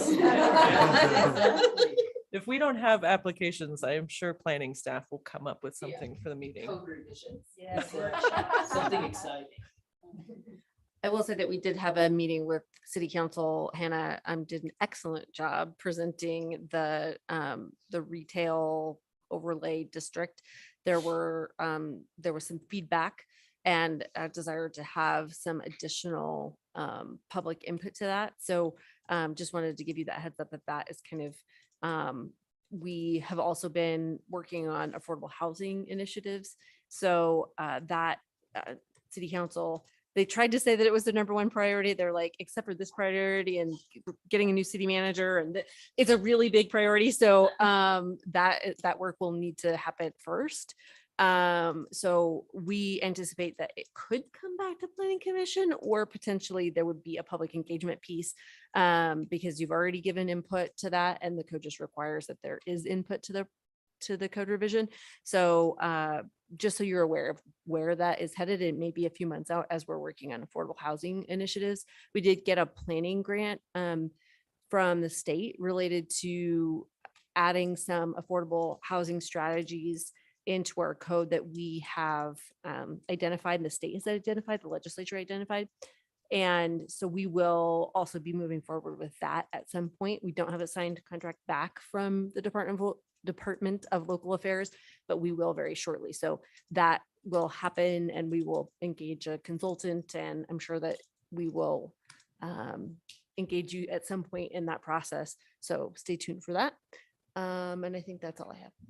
Is Habitat really on board for doing some housing here in Glenwood, or is that a rumor? Also Hannah's project. I can confirm.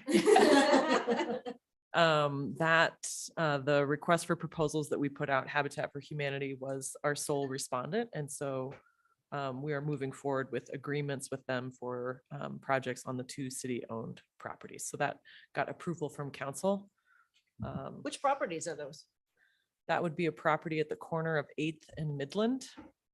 And also a property referred to as the Iddings property, which is in South Glenwood towards the airport, adjacent to the Cardiff Glen neighborhood and directly next to school district affordable housing that's existing out there in the church. Oh, so yes. right next to the Coke ovens, pretty much. No. No, So in there, between the so church there's and the the- school property and then there's that vacant land and then there's the church. Oh, okay.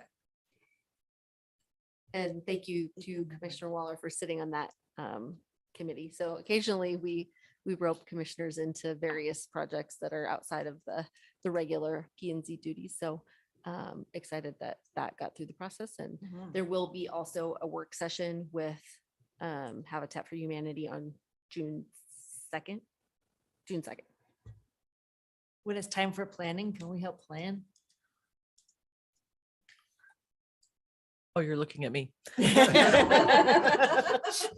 So Habitat for Humanity in their proposal outlined some of their normal processes, which include public design charrettes. And so I do believe that there will be lots of opportunities for the public and yourselves to be involved in what those projects look like. Because they still have to go through the usual and customary process with you guys as well as city council, possibly, depending on the level of those projects. So you will see that for sure. And then you are, of course, welcome to the design charrettes they're going to be putting on. Great. Is the city going to be a co-applicant? I have And my then it's light an on. LD? I am waiting to I'm- speak. Well, I'm just on the same question, on the same one. At this time, the city and Habitat are looking at the co-applicant process, which would come in as a location and extent, but that hasn't been completely agreed upon yet. We do anticipate that even if one could be an administrative review, that we think that this will want to have a public hearing. So even if we were to say that it isn't a location and extent and they would go through the regular process, I would plan that we would kick it up to the planning commission, even though it would be within our authority to review it as an administrative process, but it seems like it would want a public hearing. It seems like it's kind of, especially the 8th and Midland is, there's some controversy potentially there. I've already heard some people grumbling in the community on parking, you know, for parking. I mean, people are very excited about the project, but When you turn that corner, there's that vacant piece. So my Does seem question, kinda tight. Jen, is now that the Donegan project, oh, sorry. No, we should apologize to you. Exactly. I've been We so should have patient. confidence. So unlikely. So unlikely. Now that the Donegan project has been denied and we're not annexing, could they potentially come back with a new application to annex with a lower density and looking a little bit differently, but smelling the same, and try to get that approved again? I would ask the applicant whether they intend to do that. I would say that that it is likely that it wouldn't happen. But it certainly would be within Their rights to their do right. that. But it would have to be substantially different, I think. But I would say that we would want to ask them Right, that right. question to speak to it directly. And then what efforts are being made currently for the mall to be redeveloped? Is there any pressure from the city being put on like urban development or somehow making that a priority? We had an Urban Renewal Authority meeting today, 11:30, and it appears that there will also be an Urban Renewal Authority meeting in June. We enacted that. We went through that process with the hopes that we would have an active developer, and it fell out of contract, and so that kind of disappeared. The mall has been under contract several times since then, and it has fallen out of contract. I think there is an Urban Renewal Authority, so that is one tool that a city can use for redevelopment. But we would be looking for a willing partner on that project. Thank you. Is that right? I know. It's okay. It's okay. It's okay. You know what, one thing I wouldn't mind seeing would be an update on housing in general. And I, because I read, you read in the paper about the housing committee and there's an article in there and blah, blah, blah. I know about the habitat, but it sounds like everyone doesn't know about that, and then there was other things I think that came out of the housing committee. I think it'd probably be worthwhile for us to hear what's all of this stuff going on. And it sounds like there might be a referendum thing coming up and, maybe some other things. So. And maybe an update on the developments that have been approved and how that affects our need for housing. I'll address Commissioner Waller's comment first. Oh, no, I'm just following suit. I'm team interrupt now. Also, that was the most side-eyeing hand I've ever seen. It's because that's a loaded request. It sounds like you just set an agenda item for your June meeting. Yeah. I am happy to give that update. We've been providing updates to City Council, an overview of, where we were as far as our housing regulations, where we are today and what staff has been doing. So I think that's a great point for you guys to get updated on that as well, because a lot of those items have come through you. So to wrap that up and give you an overview of what's happening, it would be good. As far as your point, that is a very large question. I know we are working with lots of people on answering that specific question, so I will see what I can do. I will say that we're working with Pitkin County and other municipalities within the Roaring Fork Valley on the roadmap, which is also a Department of Local Affairs funded grant, technical assistance. And we will have some updates of the, it is not a full update because it is a very complicated study, but the 2019 housing study, there will be some aspects of that will be updated to the extent that they're able to do it, because that study was very intertwined with where people are originating, where they would like to live, where they are commuting to. And so it's not so easy as to just be able to update it with new numbers related to the increasing price of housing. So, but when we are able to share that information, which we anticipate would be relatively soon, we will share it. I mean, to me, it seems like it'd be interesting, and this is kind of on Joy's thing, but I know CMC is looking at doing housing up at Spring Valley, and it's not in Glenwood, but it's part of our whole housing thing. And the school district did their basalt project. I mean, there's a lot of stuff going on in the valley, and even though it's not Glenwood, it's Glenwood because we all, people live and work up and down the valley. So, I mean, is that kind of what you were saying, that's part of the partnership with Roaring Fork Valley? If there's different housing projects that are going on that are maybe affordable housing projects, I guess that's what I'm kind of saying versus. I think we can give you an overview of all of the various things that are happening. So it's a complicated question because we are also working with the Roaring Fork municipalities and Pitkin County and Eagle County on a nonprofit that we've just started. And the very first meeting will happen in June. I don't remember if that date has actually been set yet, but it's to advance regional housing initiatives. Separately and apart, we are working this roadmap, which is a state-funded technical assistance. So we are working regionally in several different ways.